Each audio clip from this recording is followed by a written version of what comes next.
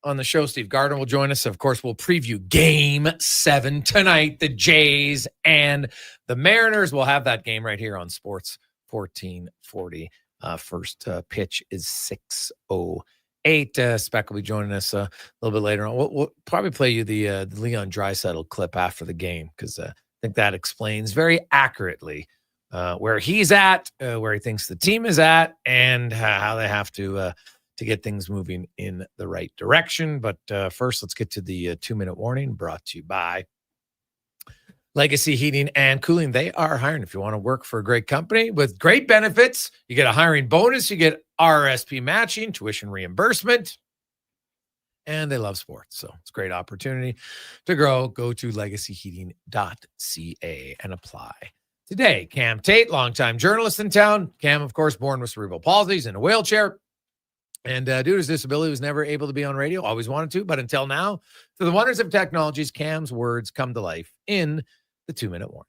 I bet the Edmonton Oilers, somewhere high above the Great Lakes, maybe on the big bird with a cast iron tail, leaned back in their seats after that forgettable performance Sunday in Motor City. Broom, my dear chap. And said the foremost Canadian words in hockey travel.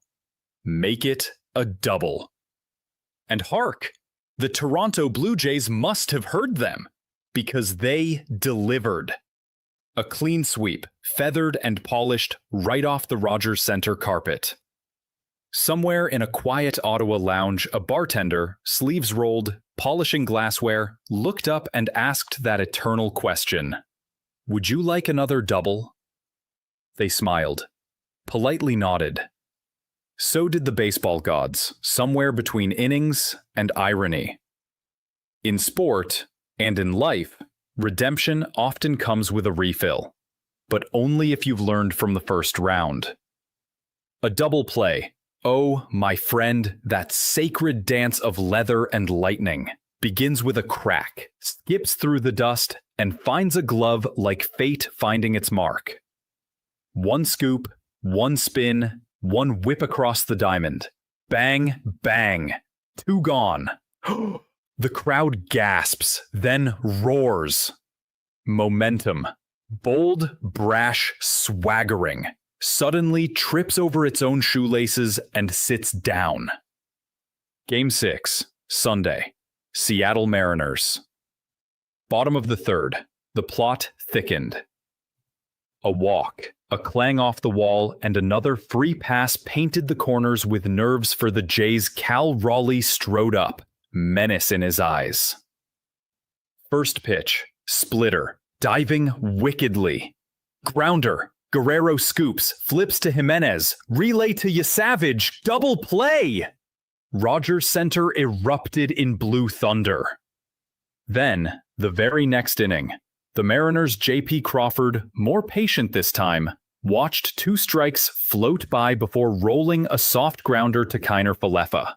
The Blue Jays' second baseman added a touch of flair, flipping to Jimenez, who pivoted smoothly and fired to first for another inning-ending double play. So Game 7 awaits.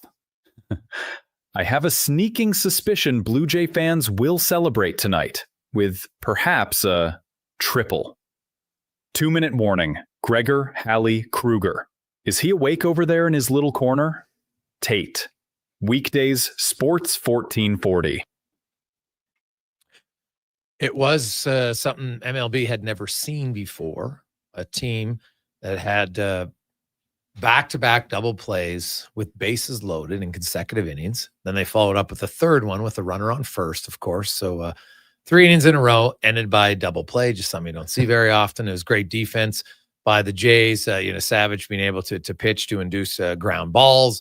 You had a Barger home run. You had a Vladimir Guerrero home run. Barger had another big single. Clement, of course, a double and a triple. And they continued to get their 7, 8, 9 hitters have been massive in this series. There's no doubt about it. Vladimir Guerrero is obviously playing very well. And really, for the second straight series, the first series, he outdueled Aaron Judge. He was better. And so far in this series, he's been better than Cal Raleigh. If you're just looking at straight plate-up appearances head-to-head, he's been better. Now, the rest of their lineup obviously has been good. It's even. It's 3-3 now. And all bets are off. Anything can happen. I wish I could accurately predict what was going to happen tonight, because then obviously I'd be picking a Jays win, but you don't know. That's why you played. That's what makes it so exciting, and should be a hell of a game. And I just, if Bieber can get out of that first inning without giving up any runs, I think that's huge, because he's been, the first inning, a little bit of trouble even in the regular season, but then he settles in. And you know what? Obviously, if you want to get at least 5 innings out of him, man, if you can get 6, that's huge, because then your options, like, I'm curious, like Hoffman pitched a lot. He pitched great. Like in this series, Hoffman's made 3 appearances, hasn't given up anything. He's been fine. So obviously they're going to want to use Varlin again tonight, but I know they say, hey, all hands on deck, because in theory, you don't play again now till Friday if you win. So, you can, heck, if Gausman has to go, I guess you could go with Kevin Gausman. Like, I understand the need to win, and it's a balance. Like, do we win? And then we worry about game 1, 2, or 3, and they'll figure it out. So, like, I guess worst case scenario, if you have to go with Gausman today, and then maybe he doesn't pitch till game 2 and you Savage pitches game 1, well, then whatever. Yeah, you got to win. You got to play to win in game 7. Worry about whatever's going to happen down the road. It's interesting to see, like, would they bring Scherzer out of the bullpen tonight, right? If they needed, like, for an inning, right? Because Mad Max, he's now coming out of the bullpen is different, right? Like, it's outside your comfort zone. It's unlike really other things in sports. Like when you're in the NHL, there's 12 forwards, there's 6 defensemen, everybody warms up. Now you're in the game, right? Like there's not all of a sudden like, hey, Brownie, we're going to put you at center in game 7 when you play defense the whole time, right? Like every sport, it just has different nuances, and that's what's unique about it. But coming out of the bullpen, I get the theory behind why you'd think, okay, we're going to do Scherzer out there, but it can be risky when he hasn't been in that situation all year long. Like I can't remember the last time Max Scherzer came out of the bullpen. I'd have to look back on it. Like, when's it happen? I have no idea. But it sounds like to me, there's a ton of options here for a coach, right? And I think that's obviously important for any team that's going to win. They need to have depth and they need to have options. And this is why, obviously they get paid the big bucks to be the manager that's going to make that decision in that moment. Not only, obviously it's proven that it doesn't work every time, but yeah, it's a lot of good storylines going into the game, a lot of nerves. It'll be exciting to see, who kind of gets in there and gets that opportunity. And like every team needs someone's going to be stepping up and being the hero. Who it is, I don't know. Hey guys, can we talk a little bit about fights being up and how cool that is? Well, last year there was 297 fights in the NHL. There had been 311 the year prior to that, 334, 331. So it had gone down a bit. 20 through 2 weeks, so it's basically 10 a week. I'm not sure it's up because there's only 26 weeks in the season, right? Or it's close. Yeah, so I'd have to look if is it really up that much game to game. Like there's been 20 fights, which is good. Yeah, I'm enjoying it. Yeah. I like that physical. Like let's get that part of the game back in. I'm totally with you. And the guys that are fighting, I don't know. I'm obviously out of the loop, and I don't know who everyone is, but they're. Did you see that Castilic O'Brien fight? The size of these guys, like they're massive. So, yeah, well, but there's always big guys, man. Like you look at George Larac, Derek Boogaard, like those guys were huge. Oh yeah, they're big. It just seems like there's more. Those guys there was less of them. It just seems like to me, like I've seen that Olivier, the tough guy for Columbus there. But he's not like 6 foot. No, I know. Yeah. That's what I mean. Like I'm watching him fight the guy and I'm like, who is this guy? Where did he come from? Like, could you imagine fighting those guys? Well, he fought Douglas from Tampa Bay, right? Yeah. So Douglas is basically a career minor leaguer guy that they claimed on waivers. And I think they claimed him on waivers after what happened in the preseason against Florida, right? And they're like, we're not letting that happen again, which I totally love don't. it. I don't mind it at all. But like you look at the guys like, Lomberg's not very big and he'll fight anybody. Brandon Duhaime, I'm just looking at guys who have fought this year, but no, Brian's big. Cast. Like I'm not sure that there's not as many big tough guys as there was, I think, in the late 90s, like when you guys played. Like, dude, each team had 2 or 3 guys who were 6'3", 220 who would fight. Yeah. Like teams don't have that now. Yeah. Right? But I mean, it's good to see that area of the game, there's an importance to it and there's a need for it because I mean the game is in a great spot as far as the skill and the speed. If we can keep that physicality part to it, it just makes it so much more enjoyable to watch. Oh, I'm wholeheartedly with you that I think the emotion of the game, and none of these guys, like they're all big and they're strong, but guys aren't spending their whole offseason training in the boxing ring like a lot of those guys used to, right? They play 4 minutes a night. And you're like, I got to be as tough as I can. I'm doing boxing training all the time. Yeah. And Not so much. Like now, like you mentioned Delorier. Delorier's in Philly, but Olivier in Columbus. Like Olivier scores 15 goals, kills penalties. Like he plays. Yeah. Right. Like thankfully he's just not asking guys to fight and play very minimal time. Right. Yeah. So that's what's and the biggest thing is those guys are very comfortable doing it. Like you're not asking them to do something they're not comfortable with. Like, he just signed an extension, did he not? And he's still eager. He's still hungry. Oh, God, right. So yeah, the important thing is putting people in situations that they're comfortable with doing, whether it's you're asking them to play a skilled role, a heavy, uncomfortable role that might include fighting. When you get guys comfortable and slotted in where they should be and what they're comfortable doing, it just makes a big difference. Yeah, no, I don't disagree with it. And I think, Edmonton could use a little bit of added emotion in some of their games right now. Puck management, I still think is the biggest one, but a little bit added emotion. Darnell Nurse, Trent Frederick, Pod Colson. I don't go down the list. I don't care. Yeah. Get a bantamweight All fight. that stuff takes care of itself when you have the guys that will drag you into the emotional part of the game. Yeah, I think that is that's totally valid.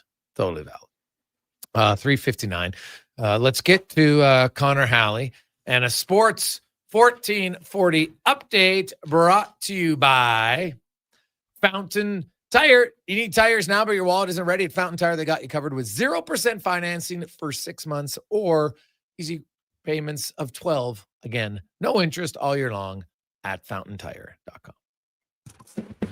This is a Sports 1440 update.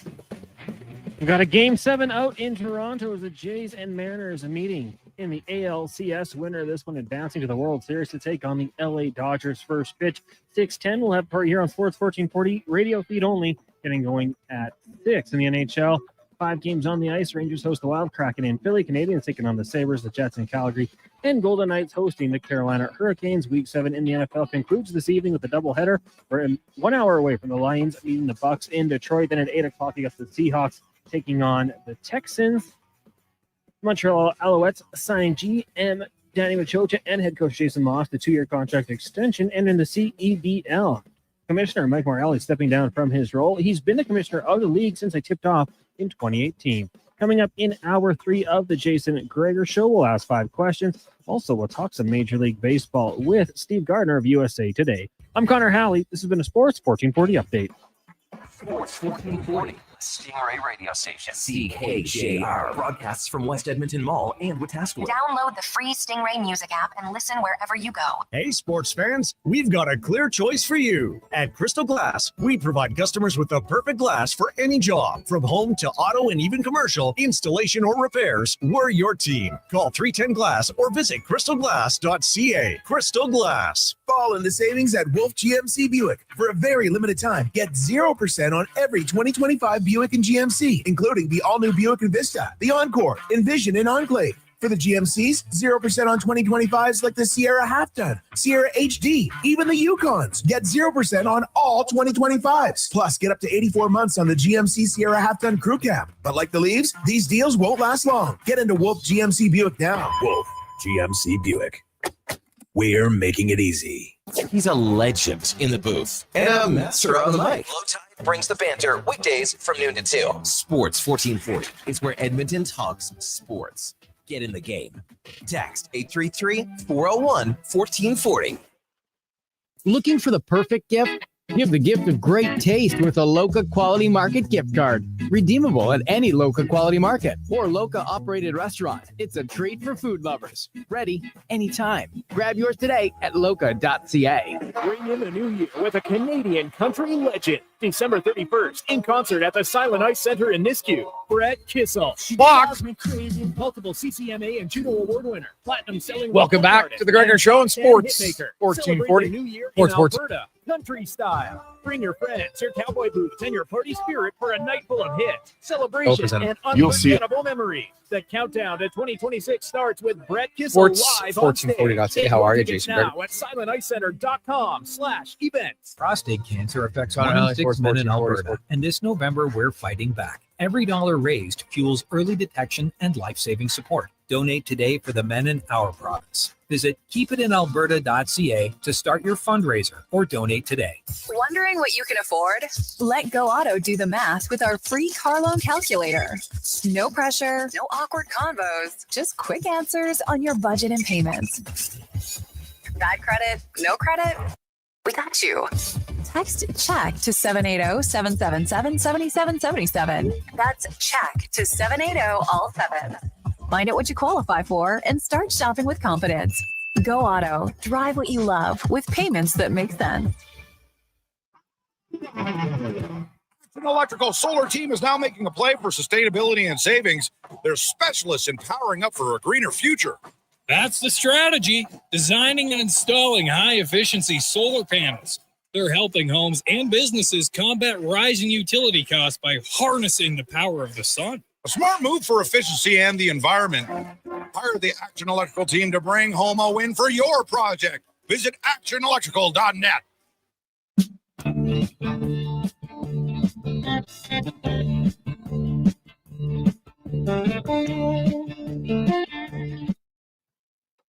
Portions of this hour brought to you by Papa John's. Enjoy a taste of Hawaii with Papa John's Aloha Trio. Try the classic Hawaiian, Super Hawaiian, or Hawaiian barbecue chicken pizzas for only $19.99 at papajohns.ca or in the Papa John's app. The Jason Gregor Show, the best of Edmonton sports talk and beyond. This is Sports 1440. Presented by PlayAlberta.ca, Alberta's only regulated online gambling website.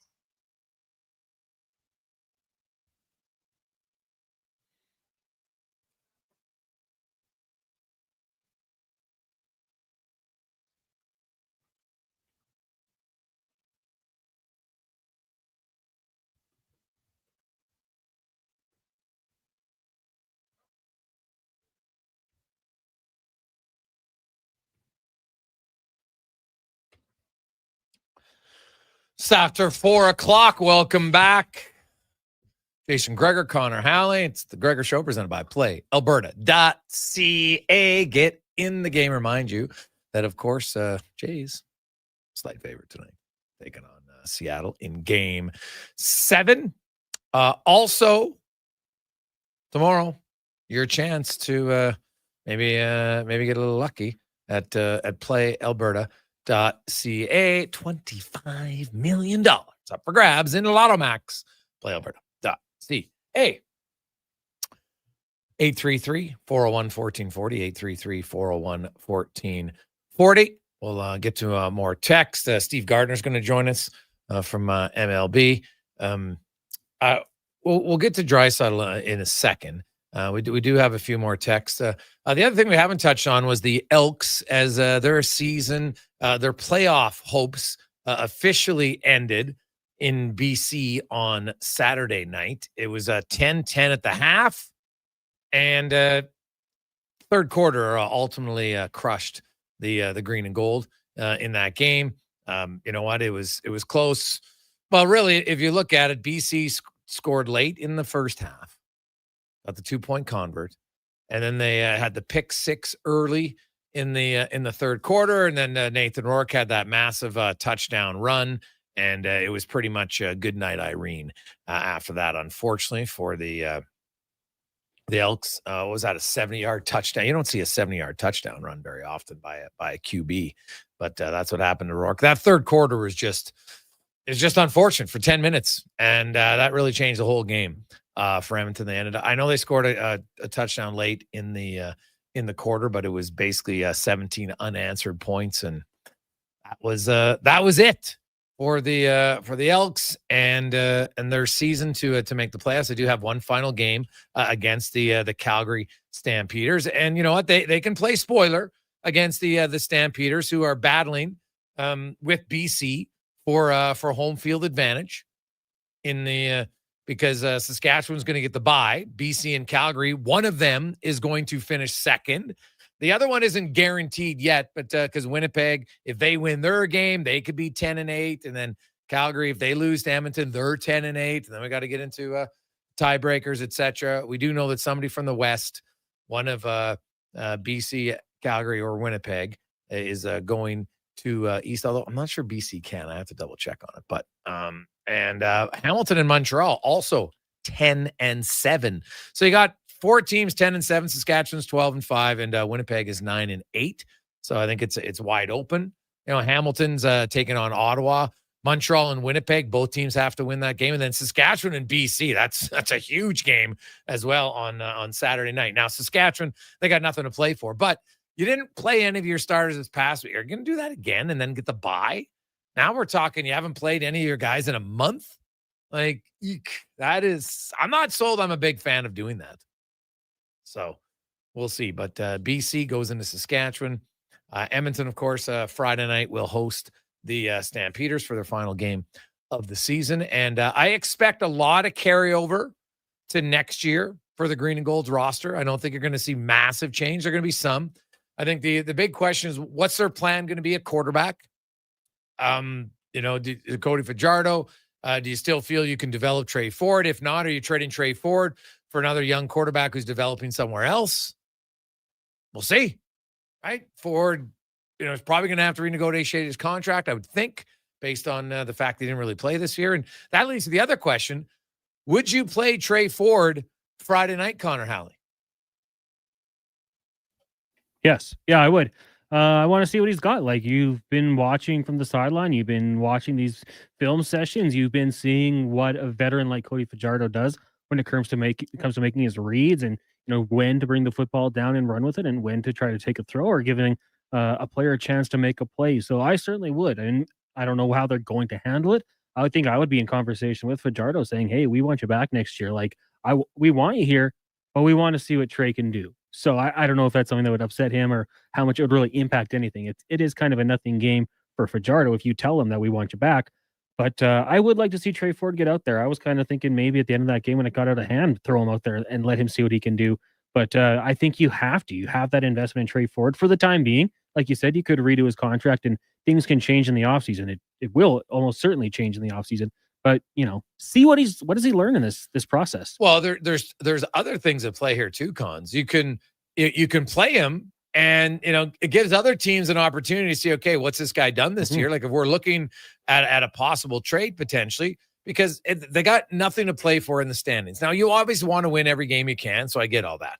But, Calgary's going to be coming in. Calgary's going to want to win that game, so they'll be ready to go. And that's, to me, is what's great about it is you're going to play Trey Ford in a game that means a lot to the opposition.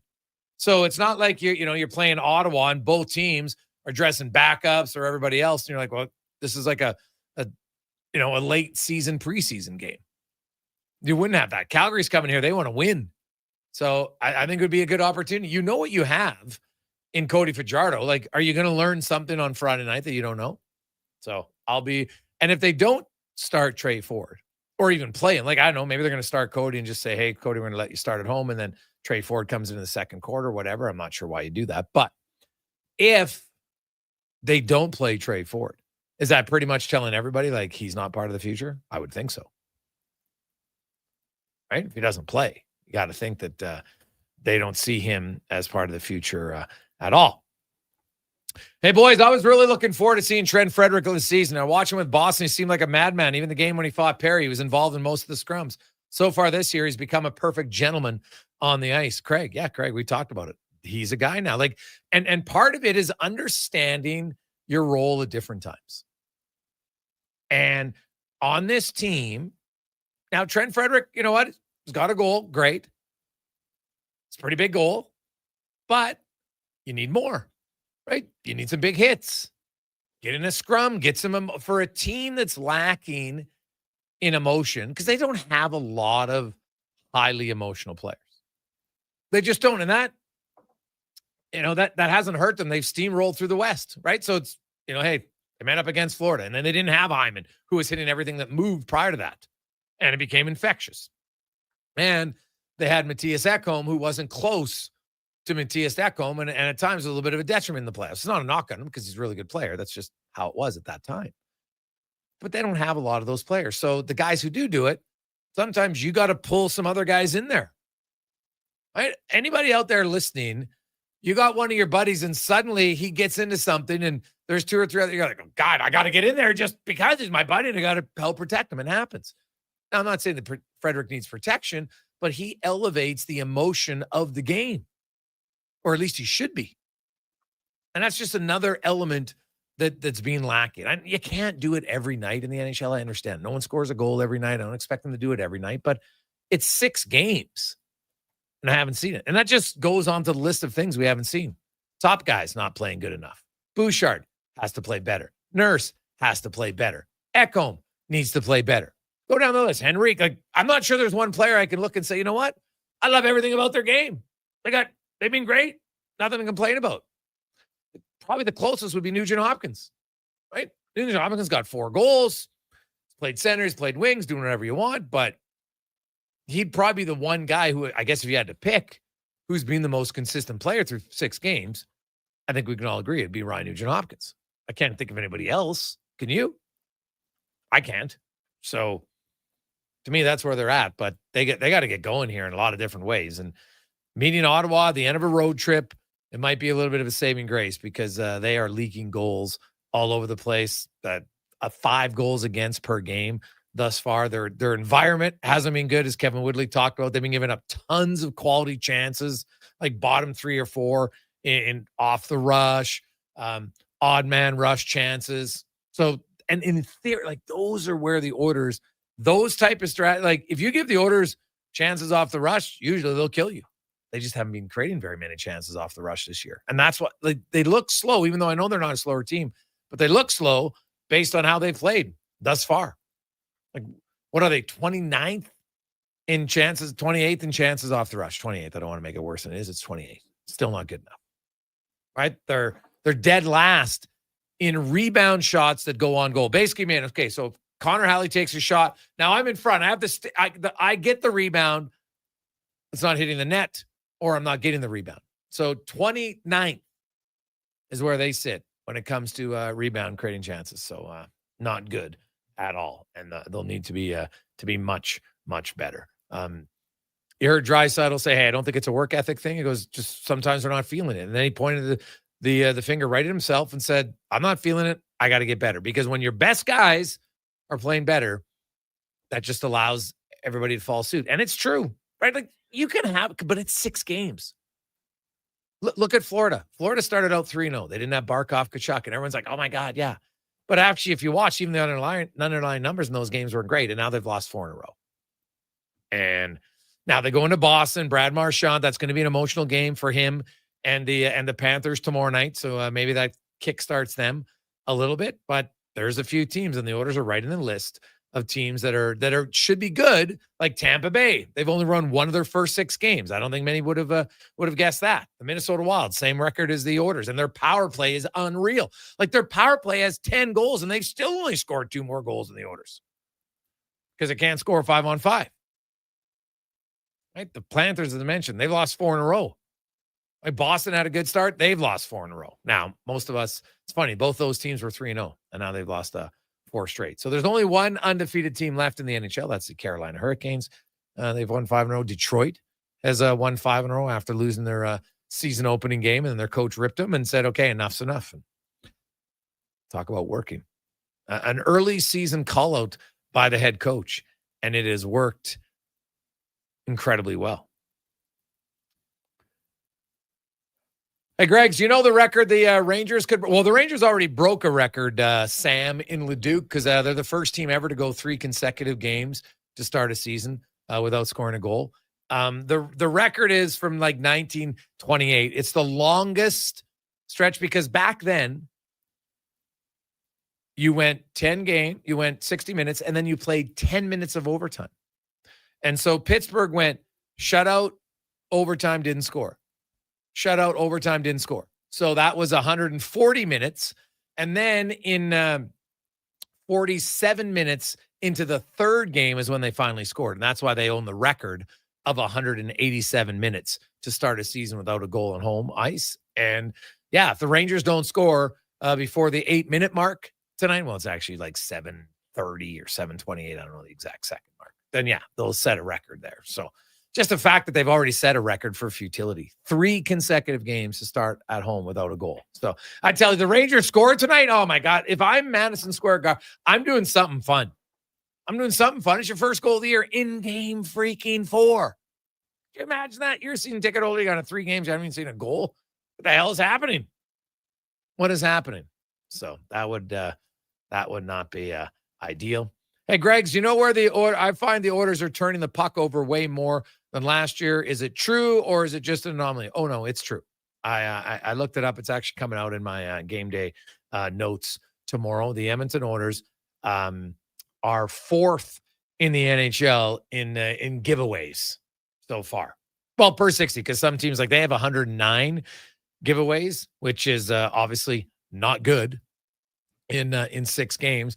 And then you have a team like Chicago has 118, Boston has 115, but they played 7 games. So, the Oilers, you look at it, 6 games, they're getting about 15 per game. Actually, no, more than 15. What am I talking about? They're getting about 18, 19 per game right now. And it's a lot of their guys. McDavid's giveaways are way up early on in the season. Matthias Ekholm's are way up early in the season compared to last year's numbers. So, and then you go down the list. Ty Emberson, way too many. For a guy who doesn't have the puck that much, he shouldn't be having that many giveaways. It's just not good, right? Which leads me to this text. Hey, Greg's, I heard rumblings, and I think you even talked about it, that the Oilers are looking to make a trade when guys get healthy. So now that Wallman's back, I think a trade's coming. Well, they still have 2 guys on IR in Janmark and Regula. So they don't have to. When those 2 guys are eligible, somebody's going to have to go on waivers, or I guess they could send down Ike Howard or Tomasic if they wanted to. Somebody go down and doesn't require waivers. I really think it's when Zach Hyman comes back, because when Hyman comes back, now he's coming on the active roster. He doesn't count on the roster right now as an LTIR. And that's where they're going to have to probably get down to a 24-man roster maybe. And so then you'll have at least a few guys going down. So I know people talk about, well, to trade Ty Emberson, trade Matthias Janmark. And I get it, because if you put him on waivers, you might lose him for nothing. But the opposing teams aren't stupid either. So they look and say, hey, now, maybe someone would claim them before. And that becomes the game of cat and mouse. If a team's like, hey, you know what? We'll give young Ty Emberson a shot here. We'll take him on waivers, free player. Sure. Now, do they love him enough to trade for the guy to ensure they'd get him before he goes on waivers? Because obviously the waiver claim for the first 10 games is based on last year's standings, right? It's not based on this season. So it's based on last year. So even if you're off to a bad start this year, like Tampa Bay and some other teams, you're not getting first waiver claim. San Jose, Chicago, Nashville, Philly, Boston, they were all bottom 5, right? Seattle was in there. I'm trying to go with the draft order in my head. Buffalo, Anaheim, Pittsburgh, New York. I think those are the bottom 10 teams. Because the Islanders, what did they move from 10 to 1? Yeah, so they had to be 10. So that's where it would be on the waiver wire. So you could say, okay, but how much are you going to get for Ty Emberson? Let's be real here. If he's getting traded. And if you trade him Matthias Janmark, how much are you getting for him? Like, you're just moving him out to try to get a late draft pick rather than give a guy for nothing. Hey, boys, do the guys on IR count on the cap? Yes, they do. IR, yes. Long-term IR, no. So that's why, Wallman, they took him off IR. They don't have to make any moves because they only had 22 players on the roster. Because Regula got put on IR on the weekend, and also Janmark's on IR. So all those guys are already counting on the roster because they have the extra space of LTIR right now. They're using LTIR right now with Zach Hyman. But once he comes off, they got to get out of LTIR, and so he comes under the cap. So that's why they'll have to there'll be some moves. They're going to have to make some moves even before Hyman comes back just because of roster spots. Right now they got 23 guys in the roster, and they got 2 on IR. If Janmark, who is supposed to be ready, is he ready by next weekend, argument's sake? Well, then they're going to have to make a move then. And when's Regula ready? We'll see. So they got some moves coming here. So a trade, yeah, it's possible, but don't think like you're not going to be trading him for a player who's in the NHL right now. That would kind of seem a little odd, I guess, unless some team's willing to do it and you really like that other player, then you're going to put someone else on waivers. But yeah, they got some decisions here. And I think part of it, like, Ike Howard's kind of an easy one, doesn't require waivers. He can go down. Right. Curtis Lazar's played 1 game out of 6. So if you have other forwards coming back, is he the guy they want to keep? Maybe, but I don't know. Jake Wallman is obviously, once Regula's activated, then one of the defensemen's got to go down. They're not going to carry 8 defensemen. When we come back, The best 2 words in sports, baby. We'll talk about it on the Gregor Show, presented by PlayAlberta.ca, your one-stop shop to have some fun. Whether you like lottery, instants, casino, sports, live dealer, they got it all. PlayAlberta.ca. When you have lifting and material handling needs, Northwest Crane delivers. Western Canada's Sandy dealer, backed by the industry's toughest one. 3 years, 3,000 hours, no compromises. They service all crane makes and models with skilled technicians and deep industry expertise. Alberta owned, with locations in Leduc and Grand Prairie, and fully equipped service trucks. Northwest Crane keeps your operation lifting. For more information on sales or service, visit northwestcrane.com or call today. The madness continues at the Brick. Get your home ready to host. Save up to $1,200 on made in Canada sofas and sectionals, up to 30% off coffee tables and nightstands, and up to 25% off bedroom and dining. Buy more, save more, up to $1,000 off appliances. Hockey season is here, and so are big savings on big screen TVs. Save up to $800, plus get free local delivery on screens over 50 inches. The Brick, saving you more. Monopoly Double Play is back at McDonald's. So let's practice winning. You just won 25 grand. And go. Yes! I said 25 grand. That's what I'm talking about! Yeah! Much better. Okay, now you just won a brand new Chevrolet Corvette. I think she just fainted. Impressive. Feel like a winner. On pack and in app. Monopoly Double Play is back. While supplies last, 1 in 5 chances to win game piece prizes at outset. Chances to win draw prizes depend on number of entries in each draw. Cash prizes payable by e-transfer. See rules in app. It's a new season, Edmonton, which means it's time for new offers.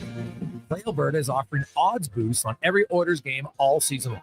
This is your chance to score big. And for a limited time only, our listeners can get an exclusive $50 free bet when they deposit $50 using code Gregor50. That's code Gregor50 for an exclusive $50 free bet. Alberta wins with Play Alberta. Must be 18 plus to play. If you gamble, please use your game sense. PlayAlberta.ca. Prostate cancer affects 1 in 6 men in Alberta, and this November we're fighting back. Every dollar raised fuels early detection and life-saving support. Donate today for the men in our province. Visit keepitinalberta.ca to start your fundraiser or donate today. Bringing every project to life requires the right team. By joining the Japa Machinery Group service or sales teams, you can be part of setting a new industry standard. Celebrating a legacy of excellence with Japa. Learn more at japamachinery.com.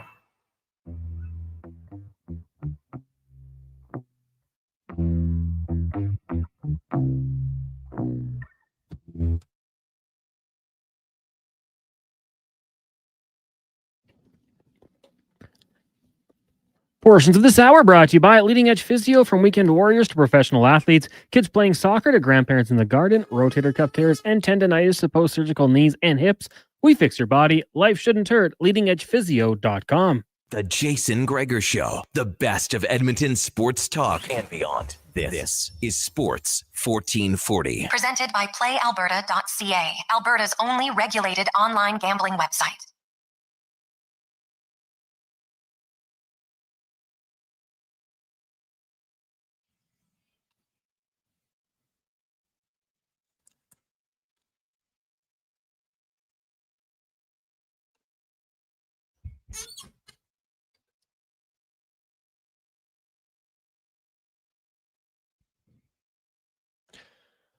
Well, baby, boys and girls, the 2 best words in sports. Game 7. Woo, mama. I love it. Imagine if the NFL could ever get to a Game 7. That's never going to happen. That's fine. But, man, that's hockey, baseball, basketball. They got it. And Game 7, there is nothing better. It's exciting. You've seen both teams going at it for 6 games. And now we'll have a 7th and deciding one. Tonight, the Jays haven't been in a Game 7 since 1985, and the Mariners, I think this is their first Game 7 cons, if I'm correct on that. So my next guest can correct me if I'm wrong on that one, but I think it is. So we will we'll see what happens tonight. The whole baseball world will be watching. The winner will take on the LA Dodgers in the World Series, which will begin Friday night as we go in the room, brought to you by Action Electrical.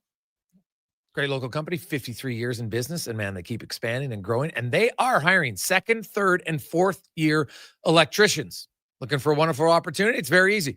Submit your resume, careers@actionelectrical.net. Good luck. As Steve Gardner from USA Today joins us. And Steve, these are the games. Everybody is, you're right in the sporting world. You're in radio. You want to cover them. You want to watch them. Fans, even if it's not their teams, have a tendency to watch part of the games. What's your expectation? Do you, like, outside of home field advantage, do you see a clear advantage for either team tonight?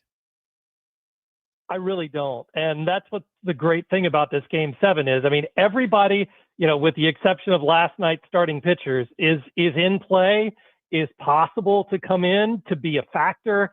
And you just never know when some unsung hero will pop up. And that's why we want to watch these games, is because there's no tomorrow.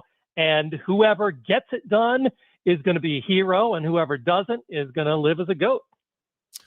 Yeah, well, you look at the matchup. We've seen these two teams, Kirby and Bieber, go at it in Game 3, and Seattle got the 2 runs early, and then Bieber settled down. Whereas the Jays, they got to Kirby in the 3rd inning with Jimenez, of all people, when he hit the 2-run blast to kind of really get them going and get them back in this entire series. The Jays, when their offense, like, the biggest difference I've seen is the 7, 8, 9 hitters. Like, it's not even close between Toronto and Seattle. And to me, I just wonder, like, a lot of time when you have depth, usually depth comes through, but Game 7, I don't know why, it just has a history to think it's going to be low scoring. Do you think low scoring favors one team over the other? I kind of do, just because I think it favors Seattle, really, because the Mariners, to me, last night kind of played the game in a way that they knew they still had Game 7 in their back pocket. They didn't use Andres Munoz at all. So he's going to come into this game in probably the highest leverage situation possible. And I think the Mariners bullpen is a little bit deeper than the Blue Jays. So in terms of just the pitching matchups and everything, I think the Mariners do come in a little bit more rested on the pitching side. And to that degree, maybe just a slight advantage, even though Toronto's playing at home. Yeah, I agree. I think Seattle, I know they have more one swing potential up and down their lineup. They also have more swing and miss potential up and down their lineup. But in a low scoring game where one run can be the difference, you look and say, geez, they might be able to hit more home runs in one swing of the bat than Toronto. But I look at Toronto and they can manufacture runs way better than Seattle can, right? Like, they don't strike out very much, Steve. And when you look at Kirby, who's a strikeout pitcher, that's why I think I kind of like this matchup for Toronto, because they just don't have guys who strike out very much. Yep, that is true. And for that reason, I think we may not see George Kirby, but for 2 1/3 or 2 2/3. I mean, I don't think that the advantage that Toronto has there with Kirby is going to be one that's going to carry through, even a second full time through the order. So It's going to be, the other pitchers, the bullpens. I think we're going to see starters. I think we're going to see maybe Brian Wu. I think we could see Kevin Gossman in tonight, and maybe we will, in fact, see them just because the bullpen arms, those relievers are gassed at this point. You're getting to Game 7. We've seen so much of, Seattle's high leverage guys, Toronto's high leverage guys. And, the X factor to me tonight is when a starting pitcher comes in and what kind of situation he faces, because that to me could be where the game is won and lost. Looking at the Jays, and funny how one hit might not seem like it, but I remember talking about it afterwards, and I felt in the blowout win for the Jays, when Addison Barger got his first hit and it was a home run in the series, I was like, that's a huge hit for him. And since then, like, he's been a huge part of their team. Indeed. And it just goes to the point that you were making about the lower part of the order. And Barger has been phenomenal. Ernie Clement seems like he's getting a hit and getting on base every time. And Jimenez, a couple of key home runs, which, again, that's the beauty of the postseason. nobody really expected him to hit home runs and be a factor offensively. So yeah, and that's what's kept Toronto, that and Vladimir Guerrero being, one of the best players on the planet, is what's kept Toronto in this and given them a chance to advance to the World Series. Well, hey, if I would have said this guy is going to be leading the Jays in RBIs in the series and said it's Jimenez, people would have said you're an idiot. But here we are 6 games through, and he's leading them with 6 RBIs. He's had huge hits in the series. Every guy in the Jays has at least 1 RBI, whereas the 8-9 hitters have none, and Rosarina only has 1. It looks like, though, one lineup change just in the batting order tonight for Seattle. They're going to move Naylor up to 3 and Polanco down to 4. What do you make of that move? I think it's a good move. Naylor has been, I don't think you can say it arguably even has been their best hitter in the series. Sure. And to get him more at bats, put him in between the switch hitters. And I think that's a fantastic move for them. And, if somebody is going to be the difference tonight for Seattle, I think it's Josh Naylor. I really do. The bullpen work, we saw it last night. Hoffman, I know they say he's ready to go, but that was a pretty long outing for him, 2 innings, and he's pitched very well in this series. Like, you can't complain. He made 3 appearances, hasn't given up a run. He's been really solid. How much so you think they would lean on him? Like, he's only got a maximum, maybe 3 or 4 batters, I would think, after going as long as he did last night. I would think so too. But again, it depends on how his stuff is. How many pitches he throws. If Seattle makes him work, we talked about the swing and miss in Seattle's lineup. If they make him work hard, foul off a bunch of pitches, that sort of thing, then I think it's going to limit the amount that he can go. But if he goes through, a 9 or 10 pitch inning or something like that, he walked 1 batter in 2 innings last night, struck out 4. If he has that kind of an easy inning, I could see John Schneider maybe pushing him to a second, getting a couple outs maybe in that second inning or something like that. But as we know, with the entire bullpen available, all of the pitching staff, I don't know how much he will have to push him, but if he's throwing the ball well, he's their best high leverage arm. I think they will make sure that he faces high leverage at bats tonight. Do you see either one of these teams having a better matchup wise against the Dodgers?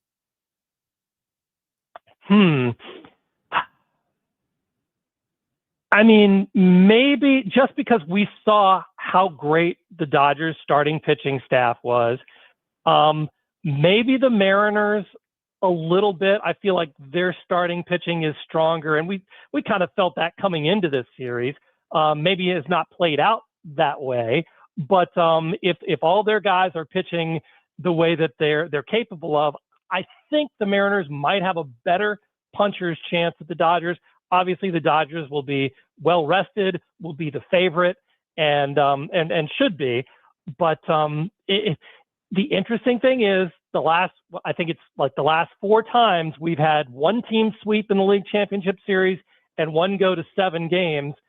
The team that has been in that 7-game series has won the World Series. So it at least should give the fans of both the Mariners and the Blue Jays a feeling of hope if they get past the game tonight and get to the World Series and face the Dodgers. Now, I can't remember do the Jays have home field advantage if they win? Because I know they had more wins, right? So it's still they based won on win. 94 games. Yes. And the Dodgers won 93. Yeah, so the Dodgers, so it's not rotation anymore. It's automatic, just who has the most wins that gets up. So it's actual legit home field advantages because he used to rotate. Maybe I know that's probably many years ago. I've kind of forgotten when. But so if the Jays win, they get it. If Seattle wins, then they start in LA. So that's how it goes. Has anything like outside of Trey Savage, because let's be honest, I don't think people thought a young guy was going to do what he's done in this series, especially in last night elimination game. Youngest guy, pitched very well, induced 3 consecutive innings with double plays to end rallies, which is amazing. Mm-hmm. Has there anybody else who's really impressed you more than you were expecting when the series began? I mean, I don't really think so. I mean, if you've been watching the Jays for the entire year, you're aware of the contributions of Barger and Clement and those guys. I mean, while they're not household names, I mean, to tell you the truth, I did not think Vladimir Guerrero would be so unstoppable, you know, the way, and that the Mariners would pitch to him. I think that may be the key tonight is, you know, do they let Vladimir Guerrero have a chance to beat them? My guess is they probably don't. So in terms of people surprising me, not really, other than Savage, but yeah, this is the time to shine, and we could have an Andres Jimenez pop up and do something unexpected tonight, and that's, you know, like I said, that's one of the reasons I'm so excited about what happens this evening. Yeah, one guy to watch for who hasn't done much in the series yet is Dalton Varsho on the Jays offense. Like, he had a really big regular season, but by his numbers, he's had a pretty quiet, at least offensively, but in the field, that's the one area where Toronto has a clear advantage. And we've seen it. We definitely saw it last game, not even on the errors, but even on the play. If you look at the two difference when Ernie Clement got his triple compared to when Seattle hit theirs off the wall, Varsho was over there quickly. He's covering, throws it in.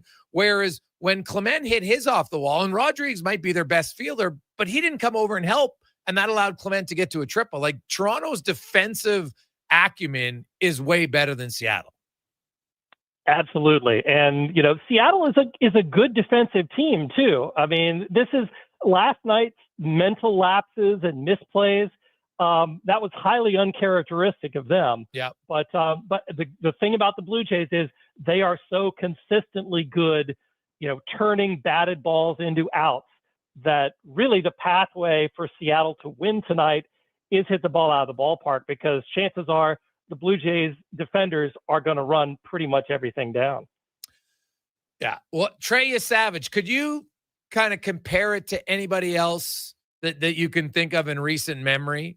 Steve, you've been covering this sport for a long, long time. And, you know, to come in, like, I know no one's started as few games in him, but even a rookie maybe who got called up in July or something for a team, or June even, that had that much of an impact for a playoff team in recent memory. Can you think of one? You know, it's not really that recent, but it does remind me a lot of when Francisco Rodriguez came up for the Angels and was a last-minute addition to the playoff roster and became lights out in the postseason. That kind of is the impact, although it's at the back of the game rather than as a starting pitcher. But, you know, just somebody that you're not expecting. You didn't even have any idea would be anywhere close to the playoff roster at midseason. But then toward the end, when the games really count, those guys appear on the scene and surprisingly come through when they're asked to. It's great to watch. Stevie, who are you picking? I feel like I'm not going to be very popular with this, but I think, Jason, I went on with you before the playoffs started and said I thought the Dodgers and the Mariners would be the teams that were left standing. So I feel justified in saying I think the Mariners are going to find a way to pull this out. But it should be a close game. There should be a lot of managerial moves. They're going to be a big part of this. And I think we'll have lots to second guess tomorrow morning. Yeah, it's always hard, right? Like, the guy should have left this guy and that guy. And I'm like, well, no one ever talks about when the it works, right? Look at, people like, John Schneider should have pulled this guy. And I actually in game 5, I didn't have a problem with how he ran his bullpen. I didn't.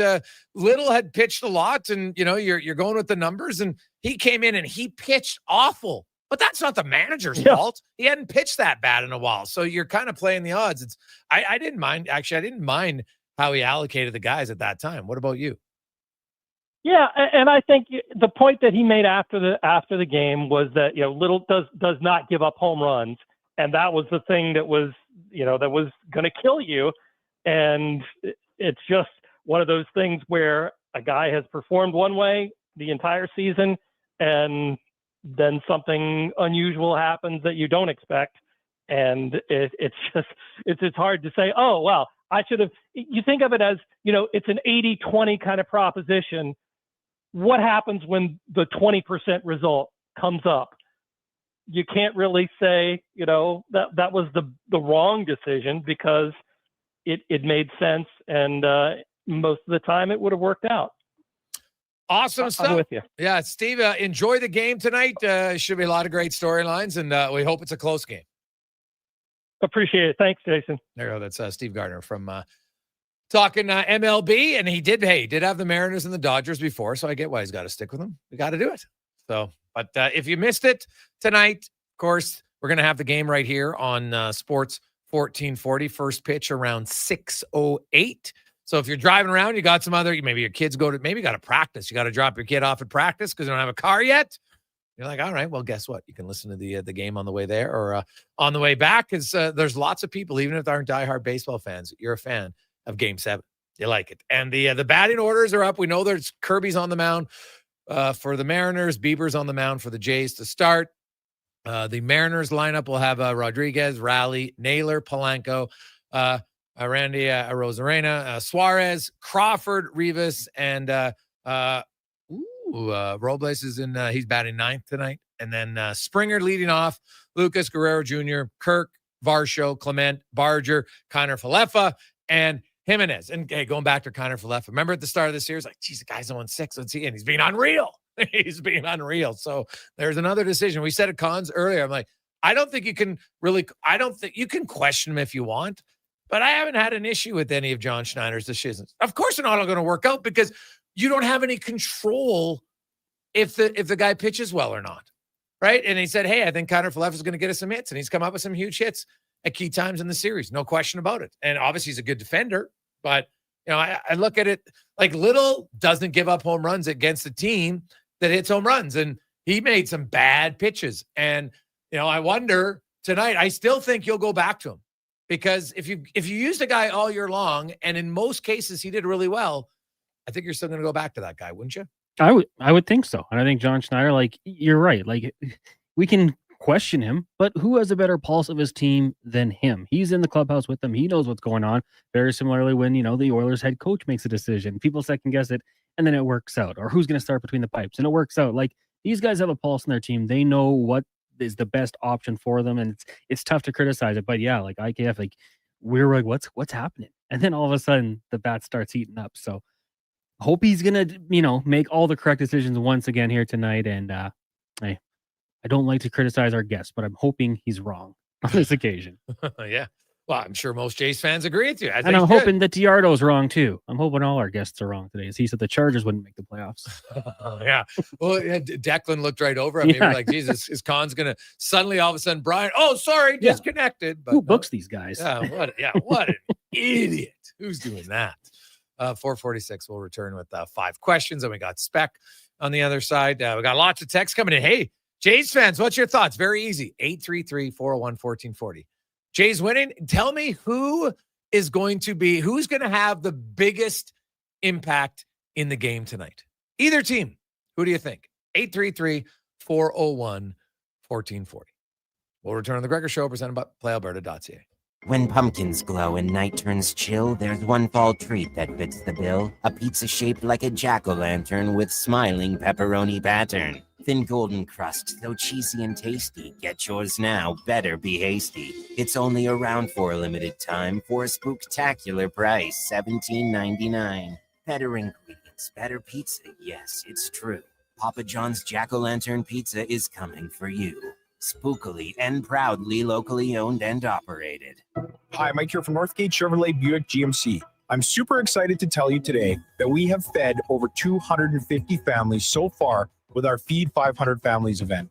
With that said, we are still short of our goal. We have decided to continue this on through to the end of October. With your help and your support, we can get this done. Please stop in and see us today, 13215 97th Street, or visit us online at northgategm.com. Looking at the Alberta weather forecast, wild, unpredictable, brutally tough. When the weather turns tough, Titan Supply doesn't back down. Titan Supply has been protecting workers from conditions like this for 50 years. We stand tall with you against the elements, with the industry's best rigging, hauling, and lifting products to get you home safe. Tire chains, wire rope, round slings, chain slings, and a whole lot more. Titan Supply in Edmonton, Grand Prairie, Red Deer, and Calgary. Online at titansupply.ca. Lift, dig, haul. When you get into a new Tacoma, you might suddenly find yourself expertly tackling bumps and boulders on backwood trails with a confidence you just didn't have during pothole season. All that's left to do is drive it home. Get in and go right now at Toyota, where you can lease a 2025 Tacoma 4x4 double cab SR5 for $117 weekly for 64 months at 6.79% with $7,699 down. Visit shoptoyota.ca or your local Prairie Toyota dealer today. Hi, I'm Al Hamilton, first captain of the Edmonton Oilers. Prostate cancer is the most common cancer in men, and here in Alberta, we're fighting back. This November, every dollar you give helps the Prostate Cancer Center fund early detection, testing, and life-saving support right here in our province. Let's keep it in Alberta for our fathers, brothers, husbands, and friends. Visit keepitinalberta.ca to start your men's health fundraiser or donate today. Together, we can look after the men in our community. Thank you for your support. What is love? Baby, don't hurt.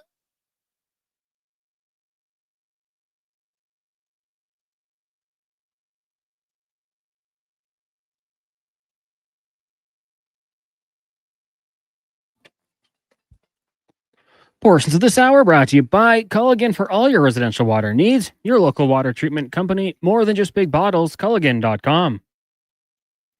From puck drop to kickoff, it's the Jason Gregor Show on Sports 1440. Presented by PlayAlberta.ca, Alberta's only regulated online gambling website.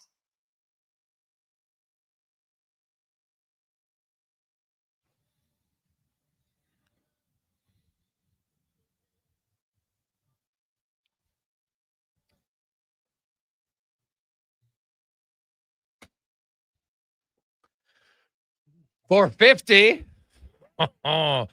Catchy tune, Cons. I like it. On a Monday afternoon, welcome back to the show. Hope you're having a lovely day. I know Oiler fans, it's a good thing the Jays are going on right now because it diverts you from your frustration that is the Oilers. Now, it's early on. It's 6 games. And I think you're probably like, you know what? They've started slow before and they'll be fine. And I think that's the rational way to look at it, especially because this season, the area of their game that's been the weakest is the area that's their biggest strength. Puck movement, puck management, offense. They got that in spades. Now, they're not playing that well right now. They can't pass the puck, save their life, but that'll change. It will come around. Now, there are some elements of their game that I'm like, is this team ever going to be a team that goes to the net a ton? Without Zach Hyman, I think it really exposes the lack of net front offense from other players. And if I'm Stan Bowman, I got my notepad out and I'm making a list like, dude, we can't just have one guy who is so good at it. And then when he's out, it's non-existent. It can't be that way. Like, sure, you can have a reduction from it. That's okay. But it can't be to the point where it basically becomes non-existent. And that's what it's been right now. So that's, to me, somewhat of the challenge for the for Edmonton right now. Like, they gotta be better there. Like, you look at it, they're on every game on the road trip. They've given up more high danger chances than they've created. So you can't tell me, they're creating lots and it's good and it'll only come around. No, they're not. They got to create more. Overall in the season, they're 27th in expected goals. They're 28th off the rush, 5-5. Net fronts, they're 29th. So don't tell me that their offense is coming around. Like, it ain't happening at all. So, and they'll have to get better. Now, let's get to 5 questions brought to you by The Brick, saving you more on furniture, mattresses, appliances, and big screen TVs. Great place to improve your fan cave at The Brick and thebrick.com. It's time for 5 questions on the Jason Gregor Show. All right, Jason, question number 1. There's probably a few, but what would you say is the biggest concern for the Oilers to start this season? Puck management. No, it's not even close for me. Puck management, improve it, and the results. Yeah, I can't really disagree with you on that one. I'll say, how about some more even strength goals from McDavid and Draisaitl? I think Dry's got 2. McDavid, man, for a guy who wanted to score more goals, now's the time to get it going. So I'll say that probably wouldn't hurt them either. Question number 2 for you. What's happening tonight? Game 7, Jays Mariners. Well, I picked the Jays at the start of the series, so I'm going to stick with the Jays. And I'm going to say, I think it's going to be a little bit of a low-scoring game. I'm going to say 4-2. Ooh, well, I want the over to hit, and I want the Jays to win. So I'm going to say the Jays bats continue to roll here. There's going to be 2-run shots, but Jays win 8-4. And there's a little pressure from the Mariners at the end, but they hold them off and get the win. And then get ready to take on LA. Question number 3 for you over at PlayAlberta.ca. They have the Lions tonight, 6-point favorites against the Bucks. You've also got the Seahawks, 3-point favorites over the Texans, including the spread. What are your picks in these games? Go ahead. I mean, I really like this Bucks team. Like, they're frisky. They find ways to hang around and make them close. So I'll take them to cover, and I will take the Seahawks to cover the spread going the other way. Yeah, Detroit's a pretty good team at home, but you're right. Like 6 points for the Bucks. The Bucks are 5-1, but you know what? I'm going to take the Lions. I'm going to go opposite of rational because I just think we're expecting a tight game, and we've had some results that we don't expect. So I will do that. And my God, the Seahawks, I got to take them. Like, they can't lose this game. Yeah, I mean, and like the Lions Bucks should be the over. It's like 52.5, but still, these teams put up points, so it should be a fun one. To watch for a little while. Question number 4 for you. NBA gets going tomorrow. Who's your pick to win MVP this season? Go ahead. The Homer in me wants to say SGA, but I'm going to say Victor Wembanyama. He's going to stay healthy this year, and it's going to come all together. The numbers he puts out there, if you've ever heard Declan Kruger talk about it, they're ridiculous. So if he stays healthy, I'll go with Wembanyama. But I'm going SGA again. I think it's they're so good, and he's so good, and he's young.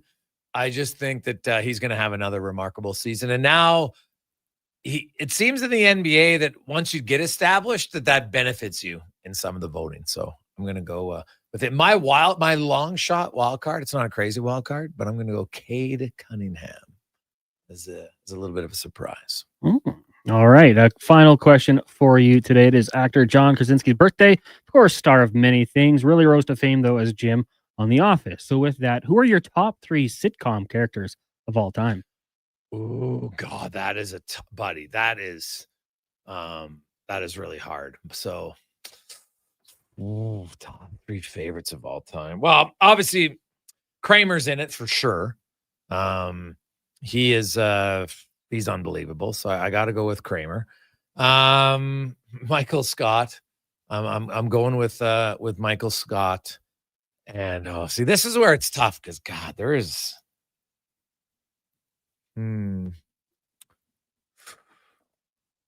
I might go. Like I feel like I can leave off too many guys here, Cons. Yeah, that's my problem. But I think I'm gonna go with Will Arnett in Arrested Development as Job Blue. There's too many. That's really the problem here. Yeah, there is. For sitcoms, like there's a lot of really good options here. Yeah. You took Michael Scott. I'll take Dwight then. Yeah. I'm also going to go with Ron Swanson from Parks and Rec. And I've never watched that show, but you keep talking about it. So it's a good one. Yeah. It's a good watch. I get it. Like Phil Dunphy, but I'm going to go Captain Holt from Brooklyn Nine-Nine.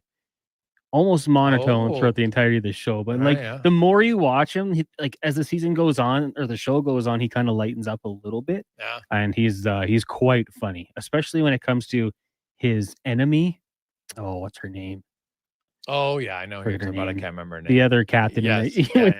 The episode when she dies. Yeah. Oh, spoiler alert. He is so funny. He's so happy. It's hilarious. Joey Tribbiani was someone I thought a lot of. Like George Costanza. Like, God, there's a lot of characters. Even like George Michael Bluth in Arrested Development. His name alone is hilarious. Or even actually Tobias in that. the never nude. Like, there's so many. Dwight is awesome though too, man. But God, that's a really tough question. Like, because there's a lot that I'd be like, if someone says Newman, I'm like, yeah, I get it. I'd have no problem with that. So totally get it. But hey, guys, I have a hot take. Park and Rec is better than The Office from Lance. Well, I haven't seen it, so I can't comment on that. Hey, guys, Randy Marsh. Well, actually, guys, I can't believe no one picked Homer.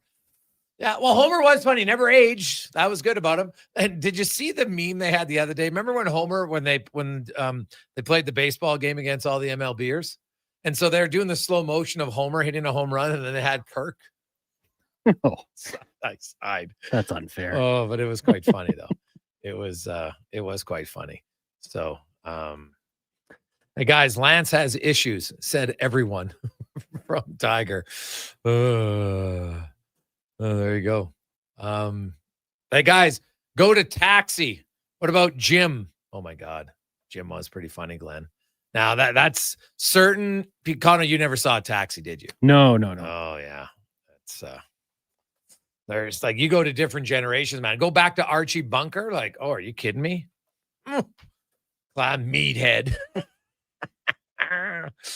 Hey guys, what about Klinger on MASH? Ooh, Jack Tripper. God, that's another classic.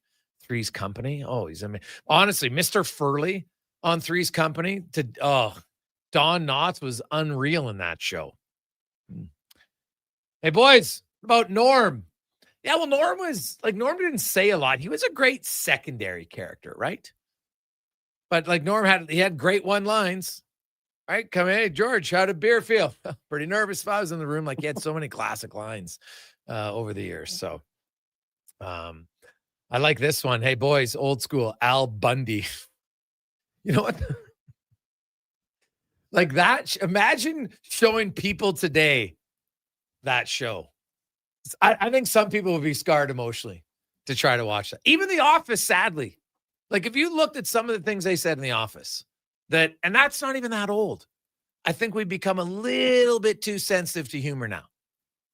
Oh, that's going to fit. Like, there's certain things that we should have certain things aren't funny. I get it. But The Office had lots of dark humor that was quite funny.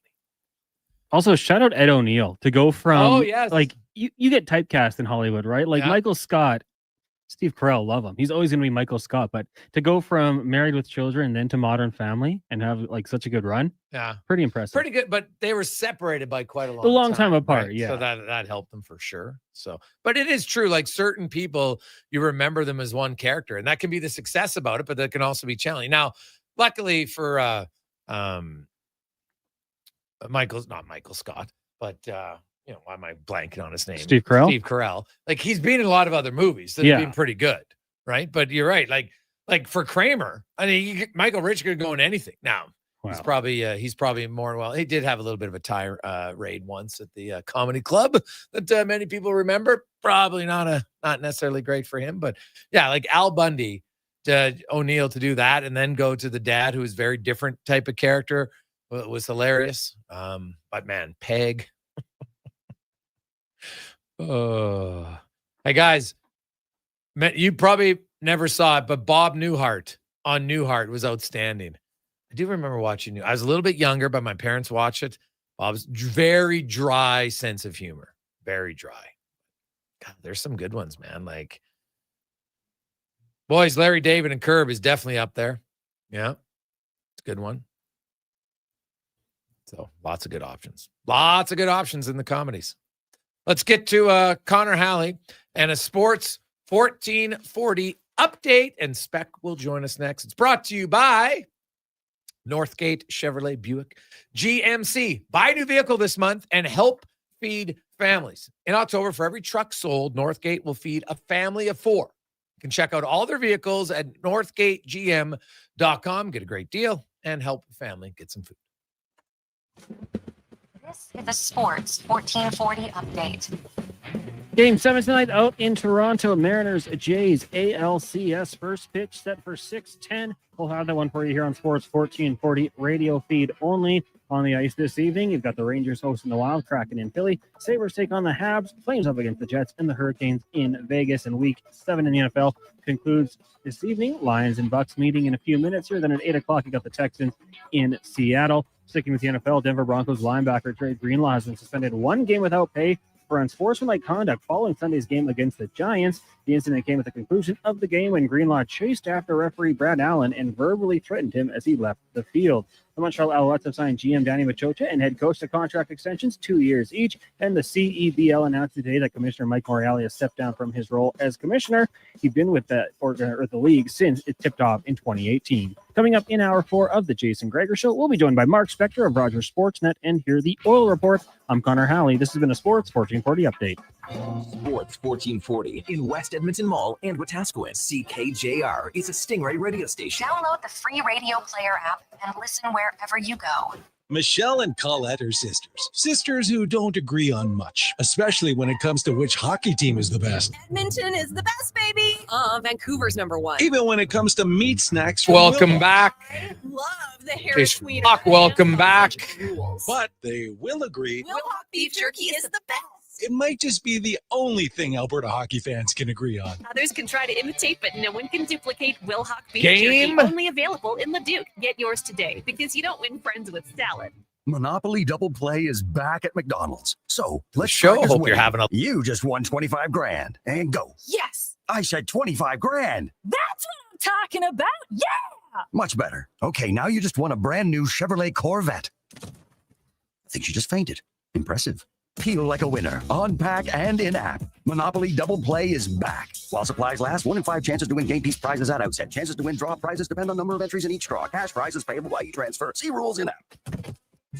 The madness continues at the Brick.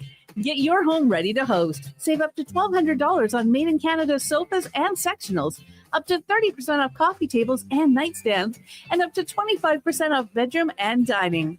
Buy more, save more, up to $1,000 off appliances. Hockey season is here, and so are big savings on big screen TVs. Save up to $800, plus get free local delivery on screens over 50 inches. The Brick, saving you more. When it comes to sports in Edmonton, Jason Gregor is a must listen. He brings you the inside scoop with guests from across North America. If it matters in sports, you'll hear it here first. Gregor rolls out weekdays from 2 to 6 on Sports 1440.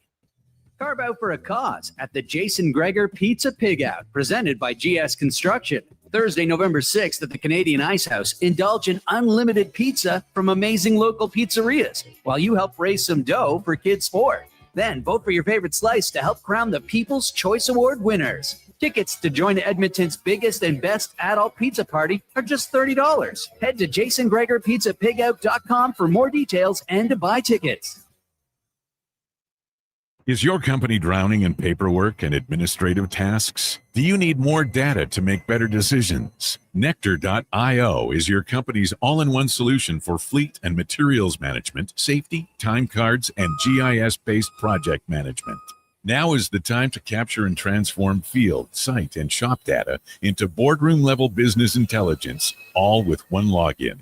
Visit Nectar.io to book a demo today. Nectar.io, your business made better. At the Nissan All-In Clearout, there's nothing more chill than financing an award-winning Nissan for just 0%. Enjoy the soothing relaxation of zero stress, zero worries, zero indecision. During the Nissan All-In Clearout, get 0% financing plus up to $500 bonus on some of our best-selling models. You have zero reasons to wait. Conditions apply. See your local Nissan dealer today. Visit your local Edmonton and area Nissan dealer for more information.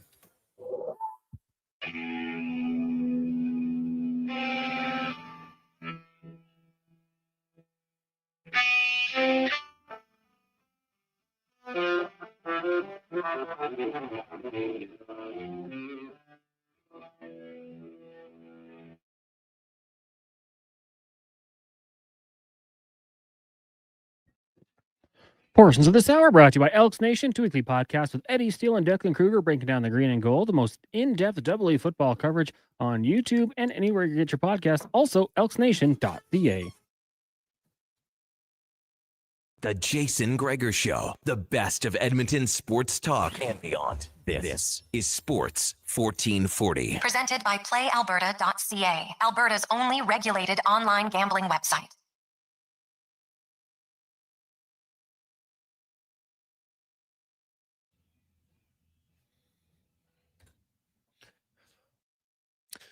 Just after 5 o'clock, we are exactly 1 hour away from the first pitch tonight in Game 7. You can listen to the game right here on Sports 1440. It's the Blue Jays and the Seattle Mariners. So riveting stuff tonight, baby. Can't wait. Well, I actually have to record the game, so don't text me, anybody. I'll be coaching hockey and recording the game at home. So get home and watch it afterwards, which will be I know it almost makes it more because then you just fast forward all the commercials, so you'd have no time to not be stressed during the game, which will make it good and very much enjoyable. The Gregor Show is always brought to you by PlayAlberta.ca, Alberta's only regulated online gambling website where 100% of the revenue stays right here in the province at PlayAlberta.ca.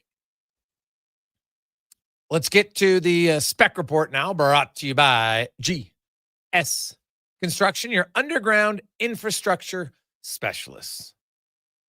Whether you need to run in water, got to drive somewhere, without GS, that stuff doesn't get done at GS Construction. As Mark Spector from Rogers Sportsnet joins us back in town after you had to leave the road trip early. It was so hard to watch. Spector, that was some struggles offensively for the Edmonton Oilers on this 4-game road trip that will be a 5-gamer tomorrow night that ends in Ottawa. It's not been pretty. I said to me, and in the rink, I know that things are different. Their puck management has been woeful. Like, I can't believe how many missed passes they have, how many turnovers they've had. Puck management has led to them just not being a threat offensively really in any game other than the Vancouver game. Yeah, they're certainly when they were in New York, Jason, like my thing with, they often talk about the ice and is the ice any good? And New York is notorious for having bad ice because it's such a busy arena. And they mishandled and couldn't accept the pass, mishandled pucks. So many professional hockey players couldn't handle the puck. I thought the ice was terrible. One of the players said, "I wasn't that bad at all." Then they went to the Islanders. They mishandled pucks there. Then they went to Jersey, and everybody mishandled pucks there. Then they went to Detroit, and Draisaitl has a breakaway with 2 minutes left and doesn't even handle that puck. And I start to realize maybe it's not the ice. Maybe it's the players. So, yeah, there's a massive struggle. Like for Leon Draisaitl to make that, I've never seen him make a play like that in a situation like that in his entire career. And I've seen probably almost every game he's played. I've never seen it. Like that's a metaphor for what's going on with Draisaitl's game right now. He is struggling, man. Yeah. And the crazy part is he's got 4 goals and he's struggling. So and he said it himself. He's like, man, I'm not feeling it. I can't get it. No. But he said, hey, you got to get it done. And it's true. Like him and McDavid, they're the guys who drive the bus for your team, especially offensively. I think the team defensive structure, despite all their giveaways, is still actually pretty good numbers when you look at it from a defensive standpoint. We had Kevin Woodley on breaking down Stuart Skinner's game and goes, I actually think he's moving quite well, right? He's made, like, on that 3rd goal, he said his pad got caught inside the post. It's more of a physical error at that point. And he says, hey, those things happen every now and then, but overall how he's moving, no problem. But offensively, really, other than the Vancouver game, there just hasn't been a lot of crisp tape-to-tape passes moving up the ice. Now, the last 10 minutes in that Detroit game, there was no whistles, but it seemed like maybe, like if I'm Chris Knobloch, I might just show highlights of those last 10 minutes because that seemed to be the one time in the road trip where they had any sort of consistent offensive pressure. Yeah, where all that possession ended up with a chance at the net. Like, they've had the puck a lot. They're a team that possesses the puck and they whip it around and they take it up to center and chuck it in and go after it or whatever they do. But there's been very little high danger, chances that conclude a long period of puck possession. It's great to have the puck. If you have it, the other team's probably not going to score. And that's why they're not giving up 5 or 6 a night. But the issue for me is they're just doing nothing with it. Like their offense is impotent. There's no danger. There's no one taking it to the net. It's not there. And we've all seen this team. This team can score. They've got lots of guys who could score. Their big guys are the best scorers in the league. But right now, the big guys aren't scoring and the little guys aren't scoring and nobody in between scoring either. There's a lot of guys, man, that have to bear down and start simplifying, taking some pucks to the net. Give yourself a chance to get a bit of a lucky goal once in a while, like Larkin got. It can't all be 7 passes and a goal. You're just not going to score enough goals that way right now. No, that's totally valid. Jake Wallman activated, so he'll make his season debut tomorrow. Which defenseman do you think comes out? Well, probably Emberson, I guess, the right side guy. I mean, who's your right side guys here? Stetcher or Emberson? No, sorry, Stetcher. I meant to say Stetcher. Okay. Your right side guys are Bouchard. It's going to be Wallman, probably with Nurse. That was where Stetcher was. And then Emberson's going to play with Kulak. I'm going to say it's Stetcher. Stetcher's become that guy that comes in and gives you a couple real good games when you need it.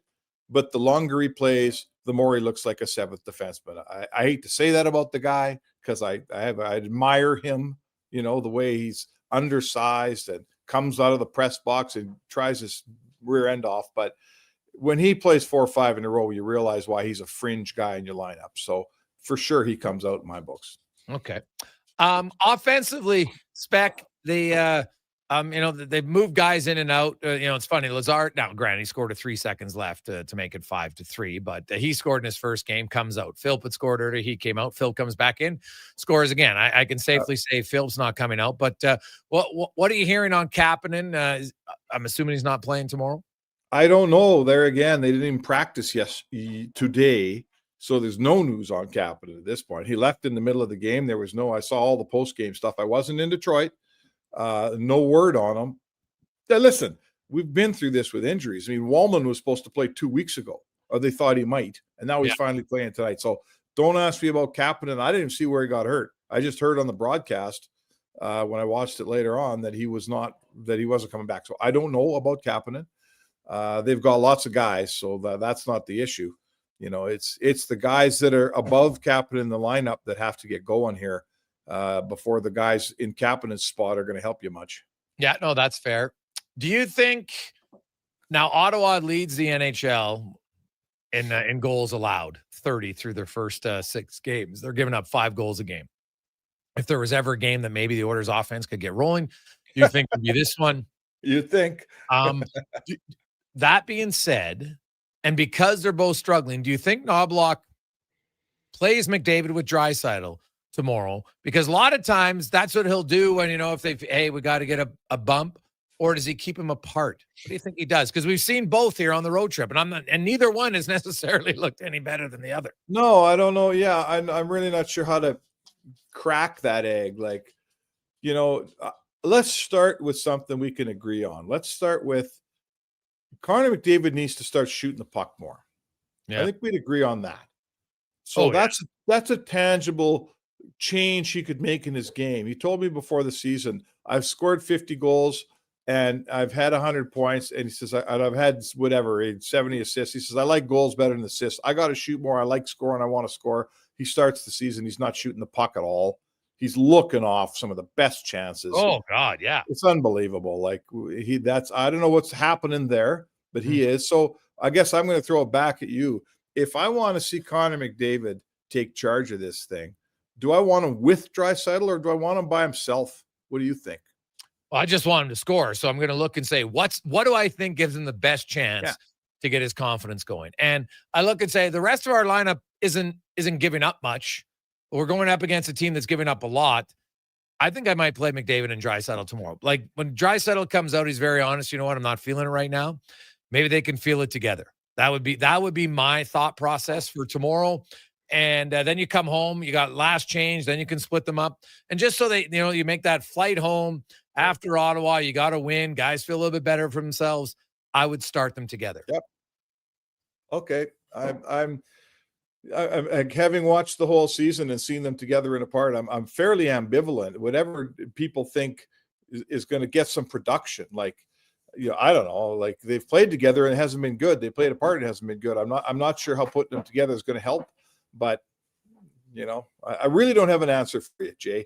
It's the same way you tell me how Draisaitl, Bouchard. We're 6 games in. Bouchard doesn't have a point yet. Yeah. Right? Like he just gets a cheap power play point somewhere along the way usually. You know, the power play passes it around great, but not much happens. So, you know, that's probably a place where maybe you could light a fire. Like maybe that's where a couple logs, you know, there's some kindling for this thing is in the power play. Maybe a power play goal or two gets everybody going. Right now, the power play is not helping anyone's confidence, and that just bleeds into 5-on-5 play. Well, I can tell you, if McDavid scores in the power play spec, and I'll show you in a recent example of, and it can be a nothing goal sometimes. It doesn't have to be a huge play. And I think this is valid because look at the storyline tonight and look at Addison Barger didn't have a hit until he hit a home run in a blowout game, right? It was the last run of the game in the 9th inning. He hits a home run in game 3 against Seattle. And since then, he's batting .357. He's got a 1.295 OPS. He's played great in the field. He looks like a totally different player, right? And just one swing, he got a home run, and all of a sudden he got his mojo back. And I think for McDavid, for them, if they could get a goal early in that game, right, all of a sudden I think it's McDavid put so much pressure on himself. There's no doubt about that even the best player in the world, and I know he's still got points, right? But I think there's like 58 players in the league who have 6 or more points, and only 2 of them don't have goals, and it's McDavid and DeBrincat. Like it's normally you get points, it means you're scoring, and he's not scoring. Yeah. So I would think a McDavid goal, and that just he exhales. All of a sudden now we see him dancing. I wouldn't be surprised at all if McDavid scores. And then all of a sudden he kind of goes on a run. And if he does do that, that's why I'm playing with McDavid. I would Draisaitl because I still think the best odds of him scoring are by playing with No, that all of that makes sense. It does amaze me, Jason, how confidence is such a huge part of sports. Yeah. Guys go up and down, their confidence goes up and down. It amazes me when I see a guy like Draisaitl, who, when you saw his interview after the game last night, like I've done that interview with him probably once a year in his whole career. He goes through one of these every year, doesn't he? Mm-hmm. And he's a little bit lost. Like he doesn't have an answer. He doesn't know why it's not going good. He's trying his rear end off. It's not like he doesn't want it. It's not like he's not trying, but if he just loses his confidence, and so does McDavid. Like, I feel like, oh my God, some plugger like me or you, I'd kill to have a 50th of the skill those guys have, and they have all that skill, yet their confidence comes and goes. And even that player can lose their confidence to a degree, and it's amazing to me. It's a fact, but it's a fact I have a hard time getting my head around. Yeah.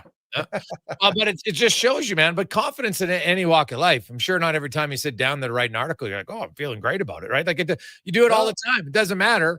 Anybody in their walk of life can go through it, and you just got to battle to get out of it. Now, it's rare that it extends to 6 games, because the truth is, through these 6 games, there hasn't been, usually I would say in the course of a season, there's 8 to 10 games a year where McDavid or Draisaitl are clearly the best player on the ice.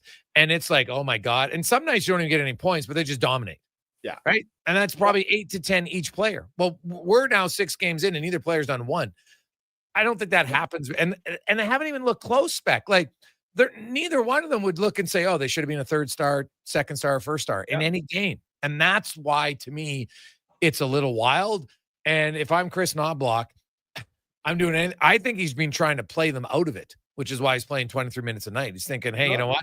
Let's just try to play him out of this, because they're in good enough shape. I'm not worried about them being tired. I know, maybe they're overused. I'm like, give me a break. He's in great shape. I don't mind. Like him playing an extra minute and a half in a 60-minute game is in a game that lasts over 3 hours is not suddenly fatiguing him.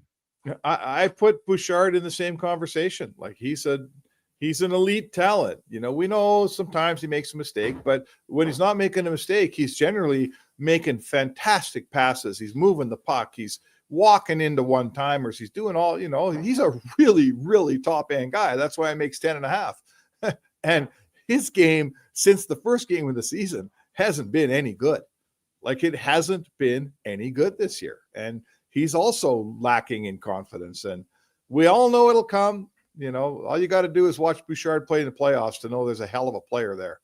But right now, boy, he's another guy on this team that they count on. Oh, yes. Like he's a big part of things, and heavy is the head that wears the crown. You get that big paycheck, because you're a massive part of the team. And if you're going to be a massive part of the team, we're 7 games in, you haven't played any good at all yet.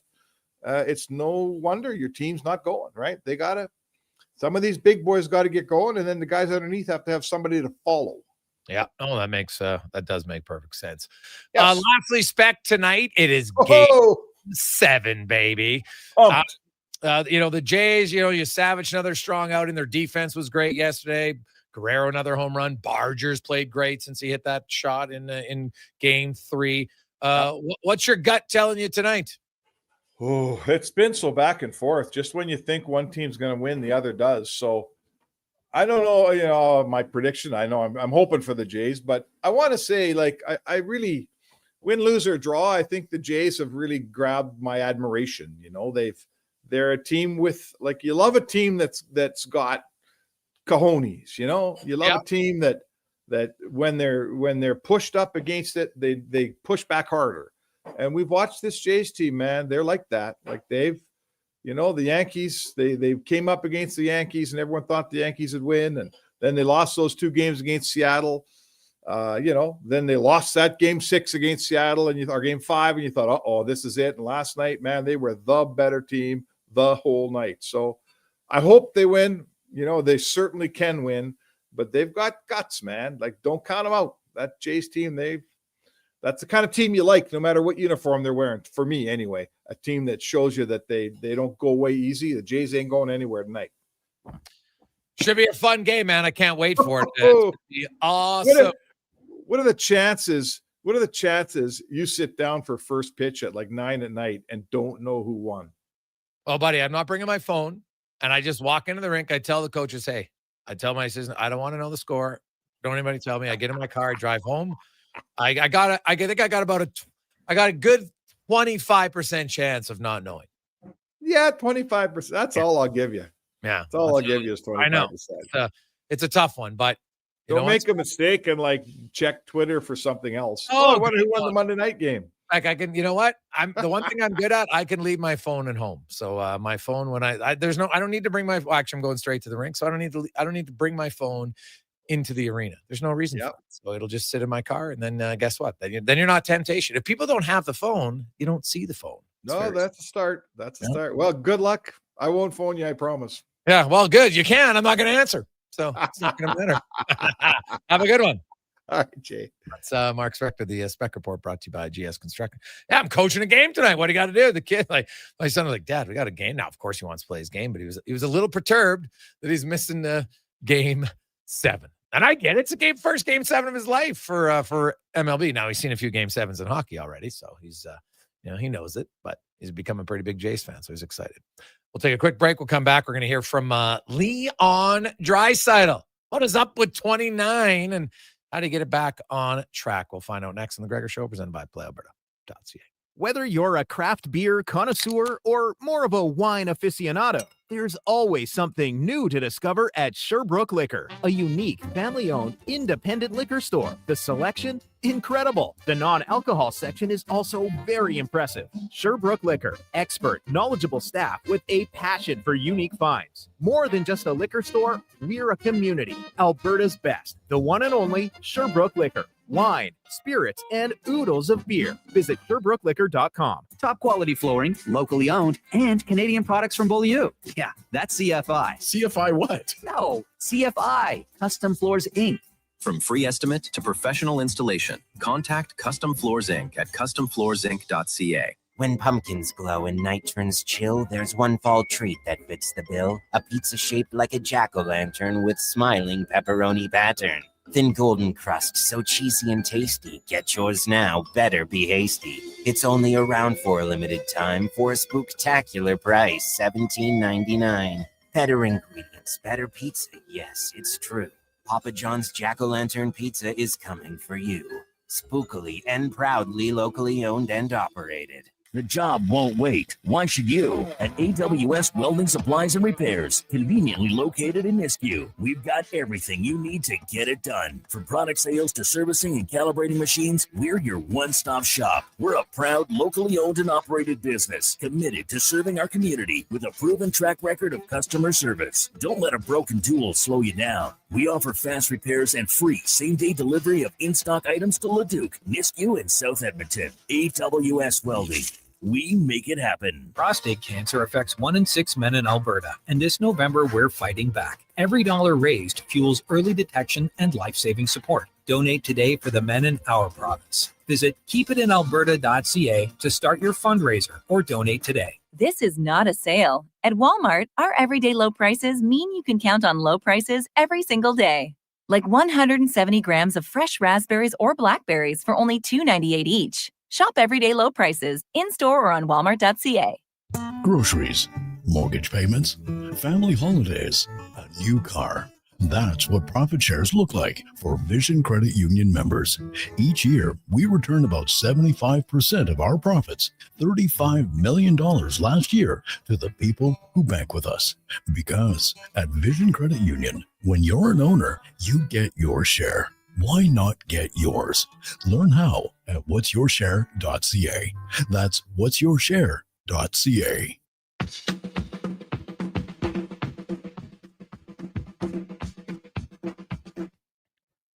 Portions of this hour brought to you by Northwest Crane, available for all your lifting and equipment needs, specializing in selling and servicing cranes. Get lifting at northwestcrane.com. The Jason Gregor Show, the best of Edmonton sports talk and beyond. This is Sports 1440. Presented by PlayAlberta.ca, Alberta's only regulated online gambling website.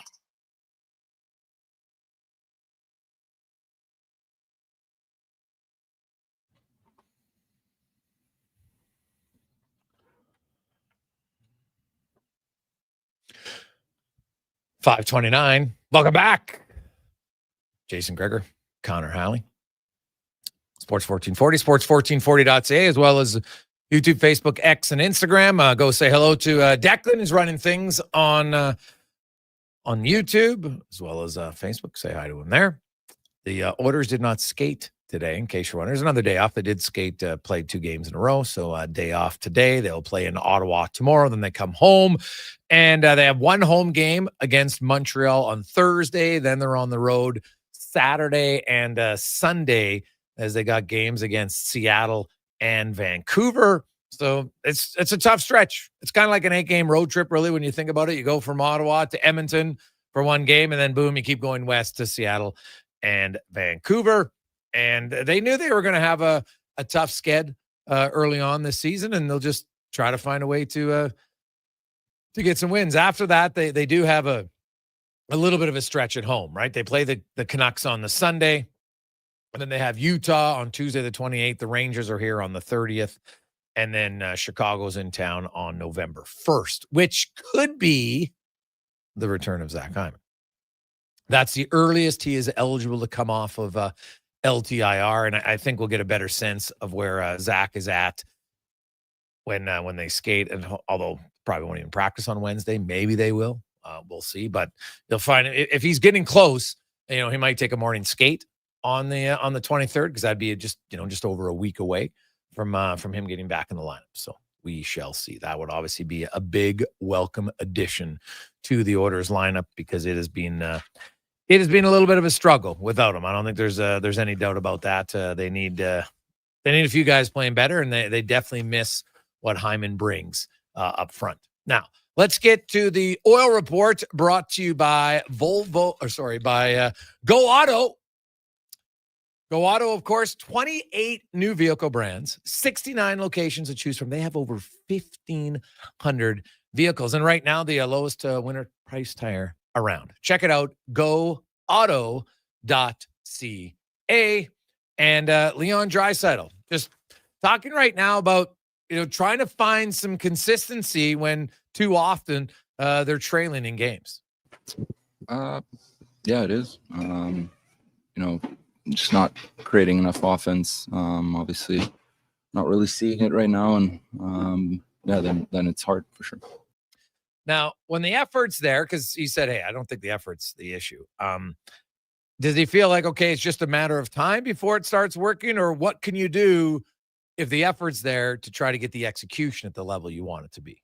Well, yeah, I think with the talent in here, it is, but certainly frustrating. Now, what about offense? Because I believe now it's funny. Like Draisaitl has 4 goals in 6 games, and you'd be thinking, "Hey, that's pretty good numbers." But 1 goal, 5-on-5 came the last game in Detroit, and I would argue that third period was probably the best offensive period of the road trip for the Oilers. They got the Draisaitl goal, and it just seemed to ignite them. They had some constant flow offensively. I felt they had numerous shifts back to back to back where they created something, which is good because we really haven't seen that at all through the first 11 periods of the road trip. And just why isn't it working as far as not creating offense right now? Yeah, we're just not scoring enough. I think we're playing fine defensively. It's just not. Yeah, you're not going to win very many games when you score 1 or 2 goals. Yeah, bingo. So, because we have some people texting, Nurse is the problem, Bouchard's the problem, Skinner's the problem. I'm like, you can't just repeat the same things, right? Darnell Nurse, he's had a few giveaways, sure. I don't discount that. I don't love it. There's that he falls under the category of puck management. But guess what? Darnell Nurse, who last year was one of the lower guys in turnover giveaways, guess what? He's in the same category this year. His giveaway is actually not any higher than last year. It's just like 2.7 per 60. It's not overly high. Now, he'll miss a few passes, sure. But to me, the bigger issue is the Oilers. And hopefully it clears up. But if you had recorded the game against Detroit and you went back because you're a sucker for punishment and watched it again, you could count how many times they had a player open and the pass just missed him. And when I say, like, you're skating up, I got a guy wheeling up the left side. I'm coming up the right side. I pass it across the ice. If I put it on his tape in motion, he can attack with speed. But I put it behind him or I put it too far in front of him. If it's behind now, he's got to slow down. He reacts. Guess what? The rush chance is gone. It's done because now that 1/2 second, 1 second delay ruins the whole play. And it happened over and over again. And then the Oilers would, McDavid and Draisaitl, they'd enter the zone with possession, come up high, errant pass, hits a leg, hits something, turnover, goes the other way. And you're like, what the hell is going on? But that's what you're seeing repeatedly from some of the Oilers' best offensive players. And I think when that happens, it's hard to score because you're carried by your top guys. Now, the other storyline heading into tomorrow, which I think is a pretty cool storyline, is Adam Henrique is going to play his 1,000th game in the National Hockey League. Adam Henrique was the 82nd overall pick in 2008. From his draft class, he's going to be the 10th player to play 1,000 games. But do you know he's 3rd in his draft class in goals? He's 9th in points. He's going to be top 10 in games played. Like, what an unbelievable career for Adam Henrique. He's played 999 games. He's got 269 goals, 576 points, 569 points, excuse me. And now he's going to get to play his 1,000th game in his home province. Now, he's from Bunford, Ontario, small little town. It's about 450 kilometers away from Ottawa, but it's in his home province. And he'll have lots of family and friends in attendance for that game tomorrow night. And, like, for a guy who's really well-liked, what little things like that can be something that adds a little juice to your team. And right now, the Oilers, they desperately could use anything that's going to give them a little extra juice. No doubt in my mind. So Adam Henrique, good guy, has turned into, just a heck of a career. Like, when you look at in the history of the NHL, Adam Henrique now will be, I think he's like 400 and I don't know what's the exact number. I think he's 405th player to play 1,000 NHL. Actually, no, 409 because there's 4 goalies. Yes. So he'll be the 409th player, 405th skater to play 1,000 games. And, there's lots of guys that he's going to pass during this season because the Oilers still have, let's say he plays another 75 games, technically, because that's what he could play, right? Then he moves up and he'll be into the to the top 300 at that point, right? Might even get into the top 200, actually, because if I'm looking at the 299, so the 300 is Greg Adams at 1,056. So could catch up and move up past guys, which is fantastic for an 82nd overall pick. It's been a great draft pick for the New Jersey Devils. Right now, he played there, went all the way to the Stanley Cup final. He's lost 3 cups in his career, once in his first year, and then the last 2 seasons with the Edmonton Oilers. But that's a real cool moment for him and his wife and his parents and his in-laws and other friends and family. So look for a big contingent of Henriques in Ottawa tomorrow night. And you know what? Obviously, he'll get the silver stick. Probably gets that presentation in Edmonton on Thursday night, and well-deserved. And we'll see. Who knows? Maybe that's something else. Because if you're the Oilers right now, you're looking for anything to try to jumpstart their team. Anything to get them going. That was the Oil Report brought to you by GoAuto.ca. We'll come back, wrap things up, get you more on the Jason Gregor Show presented by PlayAlberta.ca. At Leading Edge Physiotherapy, we believe that life shouldn't hurt. Now, that doesn't mean that we don't know that sometimes it really hurts. I mean, we've seen people at their worst moments in life, when they feel they have nowhere to turn, or at a time when they felt like their problem just wouldn't ever go away. We've also seen people who thought to themselves, it'll just go away on its own, or this is no big deal. I don't want to bother anyone about this. Don't know where to turn to, or think it's no big deal. Either way, we have the technology, techniques, and skills to help you get back to it, whatever your it may be. Life shouldn't hurt. LeadingEdgePhysio.com. Hey everybody, it's Jason Stredley. How would you like to join me and the superstars of hockey on an exotic holiday? Join us on a 7-night cruise through the Mexican Riviera, leaving from Los Angeles and including Cabo, Mazatlan, Puerto Vallarta, and more. While we relax and cruise the tropical waters, you can attend an intimate meet and greet with legends like Bill Ranford, Fernando Pisani, Kelly Buckberger, Ron Lowe, Gene Principe, Jack Michaels, Louis DeBrusque, and more. There's still time to get in on every hockey fan's dream cruise. Book now and save $500 per couple. The Edmonton Hockey Legends Cruise. Price start at just $23.99. Part of the proceeds support the Ben Stelter Foundation and Kids with Cancer. Visit cast.tours/Edmonton. Call 1-833-347-7678. Call now to book and save $500 per cabin when you mention promo code Stingray Radio. That's cast.tours, 1-833-347-7678.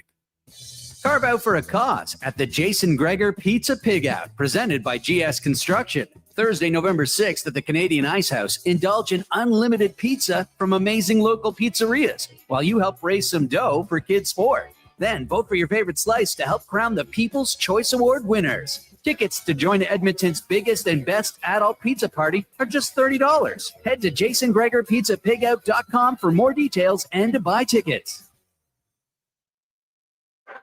It's a new season, Edmonton, which means it's time for new offers. Play Alberta is offering odds boosts on every Oilers game all season long. This is your chance to score big. And for a limited time only, our listeners can get an exclusive $50 free bet when they deposit $50 using code Gregor50. That's code Gregor50 for an exclusive $50 free bet. Alberta wins with Play Alberta. Must be 18 plus to play. If you gamble, please use your game sense. PlayAlberta.ca. Hi, Mike here from Northgate Chevrolet Buick GMC. I'm super excited to tell you today that we have fed over 250 families so far with our Feed 500 Families event. With that said, we are still short of our goal. We have decided to continue this on through to the end of October. With your help and your support, we can get this done.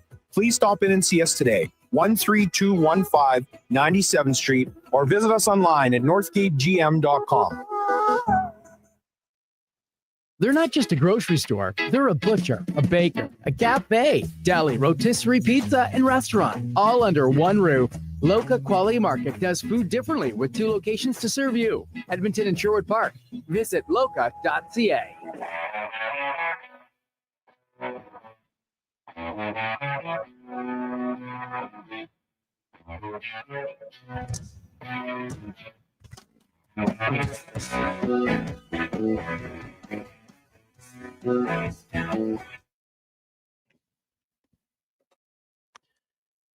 Portions of this hour brought to you by On the Rocks. The Oilers back in action. OTR is now ready to be your hockey headquarters. $5.75 Molson Canadian, 69-cent wings. You can play, score, and win every game. See more at ontherocksyeg.com.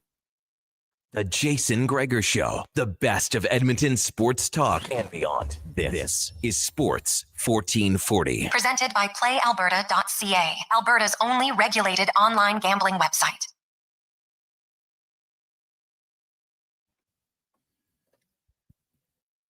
Welcome back. It is the Jason Gregor Show here on Sports 1440. Connor Halley and Declan Kruger with you here.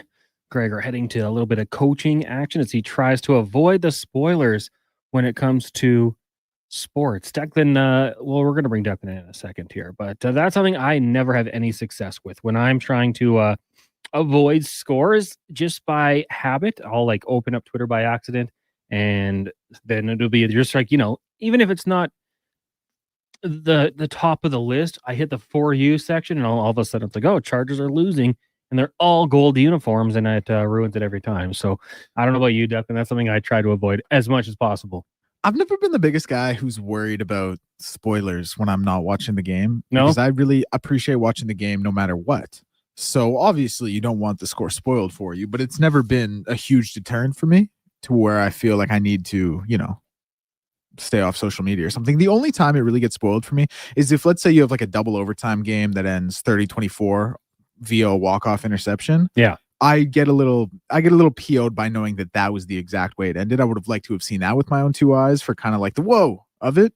But other than that, it's not a big deal for me. No, I mean, and you know what? If I do see the score, like say I'm going to go catch up halfway through, then there is an increased chance that I possibly will just speed it up. But Jays are in action, of course, tonight. First pitch, 25 minutes away. I think 6:08, 6:10 is the official start time. We'll have it for you here on Sports 1440. Shane Bieber going to the mound for the Jays. Had a nice showing earlier on in the playoffs. George Kirby going to be the man called to the mound for the Seattle Mariners. You got the NFL going on right now as well.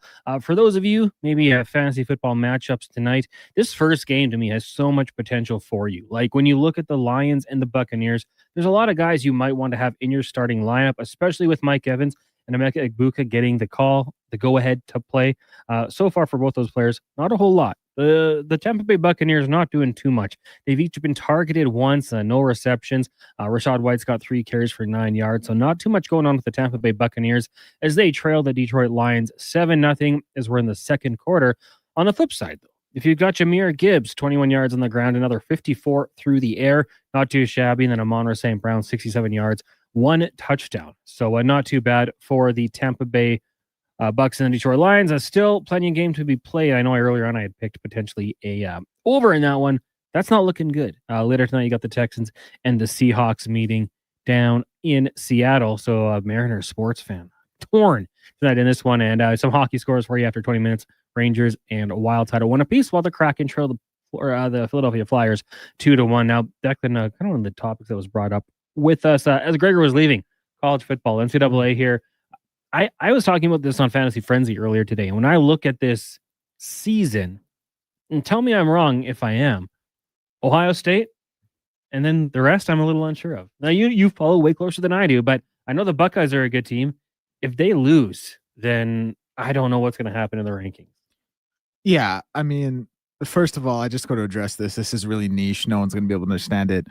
The playback that I'm getting in my headphones right now via the YouTube audio is different from the actual words I'm saying with my mouth and brain, and it's throwing me for such an unbelievable loop. Pop those headphones off. No, we're keeping an air of professionalism. Listen, it's Ohio State and everybody else. They're the best team in college football. Their defense is incredible. I didn't have them officially ranked number 1 in my ballot because it's resume based and the results on the field have to matter. And I didn't think Ohio State had the resume of an Indiana or a Miami going into this past weekend. Obviously, Miami lost, but they're the best team in college football. Like if they were playing any team on a neutral field, they would be favored. To your point earlier, a few weeks ago, I had said it's Ohio State, Miami, Oregon, then everybody else. Yeah. Then I had said, okay, hold on. I guess it's Ohio State, Miami, Indiana, and everybody else. Now we're already whittled down to it's Ohio State and Indiana and everybody else. And I'm sure at some point it will just be it's Ohio State and everybody else. They are the best team in college football. Do they end up losing to Michigan? Probably. It's kind of what they do, but they're the best team. And I'll give Indiana the benefit of the doubt to be that second best team, but there is a steep drop off, I think, after that. It's fun though. Since they grew the playoffs, I mean, some people don't like it. Some people, the traditionalists perhaps, but I think the longer it goes on, just the increased chance where anything can happen. Someone can get shocked. I think that That's appealing. Morgan had texted in 1-833-401-1440 says, can't do it when it comes to PVRing sports. Got to be live or nothing for me other than highlights. And I kind of go that way with you, Morgan. Like, I try sometimes. It's not something I do very often. If there is kind of, let's say hypothetically, well, yesterday Chargers played and then the Oilers play. I'm going to PVR the Oilers and then kind of go back and see what it is. Like, what should I be looking out for? Obviously, we have to come in here and talk about it. So that might be kind of a circumstance in which I might. But like, if you're not doing this as a profession, then I could understand how you might say, okay, Oilers lost. Do I want to watch this game? Can I just go watch the highlights? That might be the route I take. Jays in 30, one of the best inventions, I would say, for a lot of us. Like, you missed the game, but you'd like to see what happened, and throw on Jays in 30 and go from there. And I tell you, more things should do that. I believe the CFL.ca has that now option, Declan, I think, where they do a condensed game. Yeah, their YouTube is great. Mm-hmm. It's just like 10 minutes worth of highlights, really condenses the game, but gets everything in there. They do a really good job of it. CFL on YouTube as well does it, but TSN on YouTube does it as well, but CFL does a great job. Morgan says, now that Gregor's gone, what do we really think of him? Great guy, works hard. Bro, best boss I ever had. Leader, best boss. Sure. Yeah, 100%. For me, like, best boss I ever had. That goes without saying. Ontario says, I wish they had an NHL delete where I could just delete a game from my mind. Yeah, well, to the start of the Oilers season, I'm sure there's a few of you out there that had wished that was an option. Plenty of season. I mean, I wish that this wasn't the case for the Oilers, because all offseason long, when talking about the team, I thought, okay, I want to see them in contention for the President's Trophy. I don't want to see a lull to start the season. Want to see what happens. But the fact remains, there's lots of hockey to be played. We talked about the Sens being a bit of a leaky team, a good chance for maybe the offense to get back on track. You're back. We talked about this all summer as well. When the schedule was released, like, this is going to be a tough schedule for the Oilers.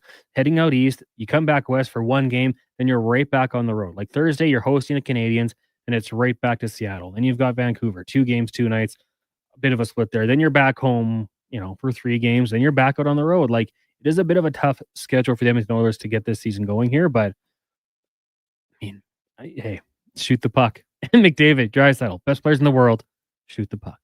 HVAC Nick says, guys, got my Springer jersey on that I bought at the ALDS against the Yankees. They haven't lost every time I wore it, so let's go Jays. Also, Vladdy wore a Matthews jersey to the game. So for Game 7, that's worrisome. Not awesome, worrisome. Yeah, the way he's playing, maybe could have avoided that one. I like that you got a Springer jersey. The guy taking that ball off the knee a couple games ago. Ooh, like the sound that made. It's like a pop. So good on Springer to gut it out. I think Tordahl might be in his future trying to get a little bit of that pain to be gone. Hey, boys, I'm just coming out of the gym. I missed the news about Gregor. Where is he going? He's just going to coach hockey. Isn't that being a good dad, being a good coach? The things you got to do. Ontario Mom says, we all dreamed a dream of not having 6 stressful games in January, but it seems like we're going to have stressful games in January. No, and you know what? I think they're going to find their game, and you're going to get Zach Hyman back, which we all know is going to benefit them greatly. It pushes guys down the lineup. It gives a scoring touch into the roster. I think that's going to help be a huge addition. Maybe these games without him, I mean, I was hoping that somebody would step up in that role and you'd, find another weapon offensively. And then when Hyman gets back, it's just the benefit of someone take advantage of the opportunity. I don't think we've seen that yet, which is not ideal. But, they still got some of these new players trying to figure out their roles with the team and how that's all going to play out. But yeah, when Zach Hyman gets back, I think that changes things. I think, defensively, it hasn't been their biggest issue. There's been some spots that haven't been great, but Leon Draisaitl said it in the audio we heard from postgame. Like, they got to get things going, and I'm sure they will. The smart bet would to say that I think the Edmonton Oilers get things going, but the start has been a little bit troublesome for sure. Declan, just looking away from the majors tonight, and of course the Blue Jays, they get set to take on the Mariners. You also have Seahawks, Texans in this one. Texans, they I don't want to say must win, but like they got to get things going here because the Colts keep on winning. Wild card's going to be tough, but Houston Texans here going to be a tough one in Seattle. Although I know a lot of their fans will probably be watching the game on their phone while they're there. 12s, They show up. They got a good team again. This is going to be a tough one for Houston. Houston's in a weird spot. Like they I think most of us would have expected them to win the AFC South this year. They should have taken, like, the way CJ Stroud performed his rookie season, he should have taken some degree of a step in year 2 and now again in year 3. And those steps he's taken have both been backward steps. Yeah. And I think a lot of, like, I really like D'Amico Ryan as a coach. I think a lot of Texans fans are probably happy it's him. But there is some degree of, like, hold on a second, things haven't gone the way they should. And now you're in a primetime spot with the nation's eyes on you. Granted, the second game of a doubleheader against a kind of forgettable opponent, respectfully. I just mean forgettable in the sense, like, Houston and Seattle play each other once every 4 years. Like, it's not like this is some heated rivalry. I don't think either team, I don't think anyone expects either of these teams to win the Super Bowl this year. Yeah. But it's still a spot where if you're a Texans fan, you have to be thinking, like, hey, this isn't a bad spot for us to kind of kick into gear and actually look like we can put something together with CJ Stroud as our quarterback. Yeah. Well, and you know what? Like with Bobby Slowick, I kind of thought, like, they got their guy. This is going to be something for them long term that works out. Didn't they fire him? They move on, and I don't know. I don't know what to think about this team. Well, Declan, that was a fun 15 minutes. That music means we are done. Thank you guys for tuning into the show today. If you missed anything, make sure you go check it out wherever you get your podcast from, Apple, Google, Spotify. You can also go check it out on YouTube, Oilers Nation or Sports 1440 AM. And when you're there, make sure you subscribe. Coming up next, we've got Blue Jays baseball. That one's going to get going just after 6 o'clock. Our coverage will begin right at 6 o'clock after a Sports 1440 update brought to you by Legacy Heating and Cooling. No payment, no interest on your furnace for 1 year. Stay warm all winter. LegacyHeating.ca.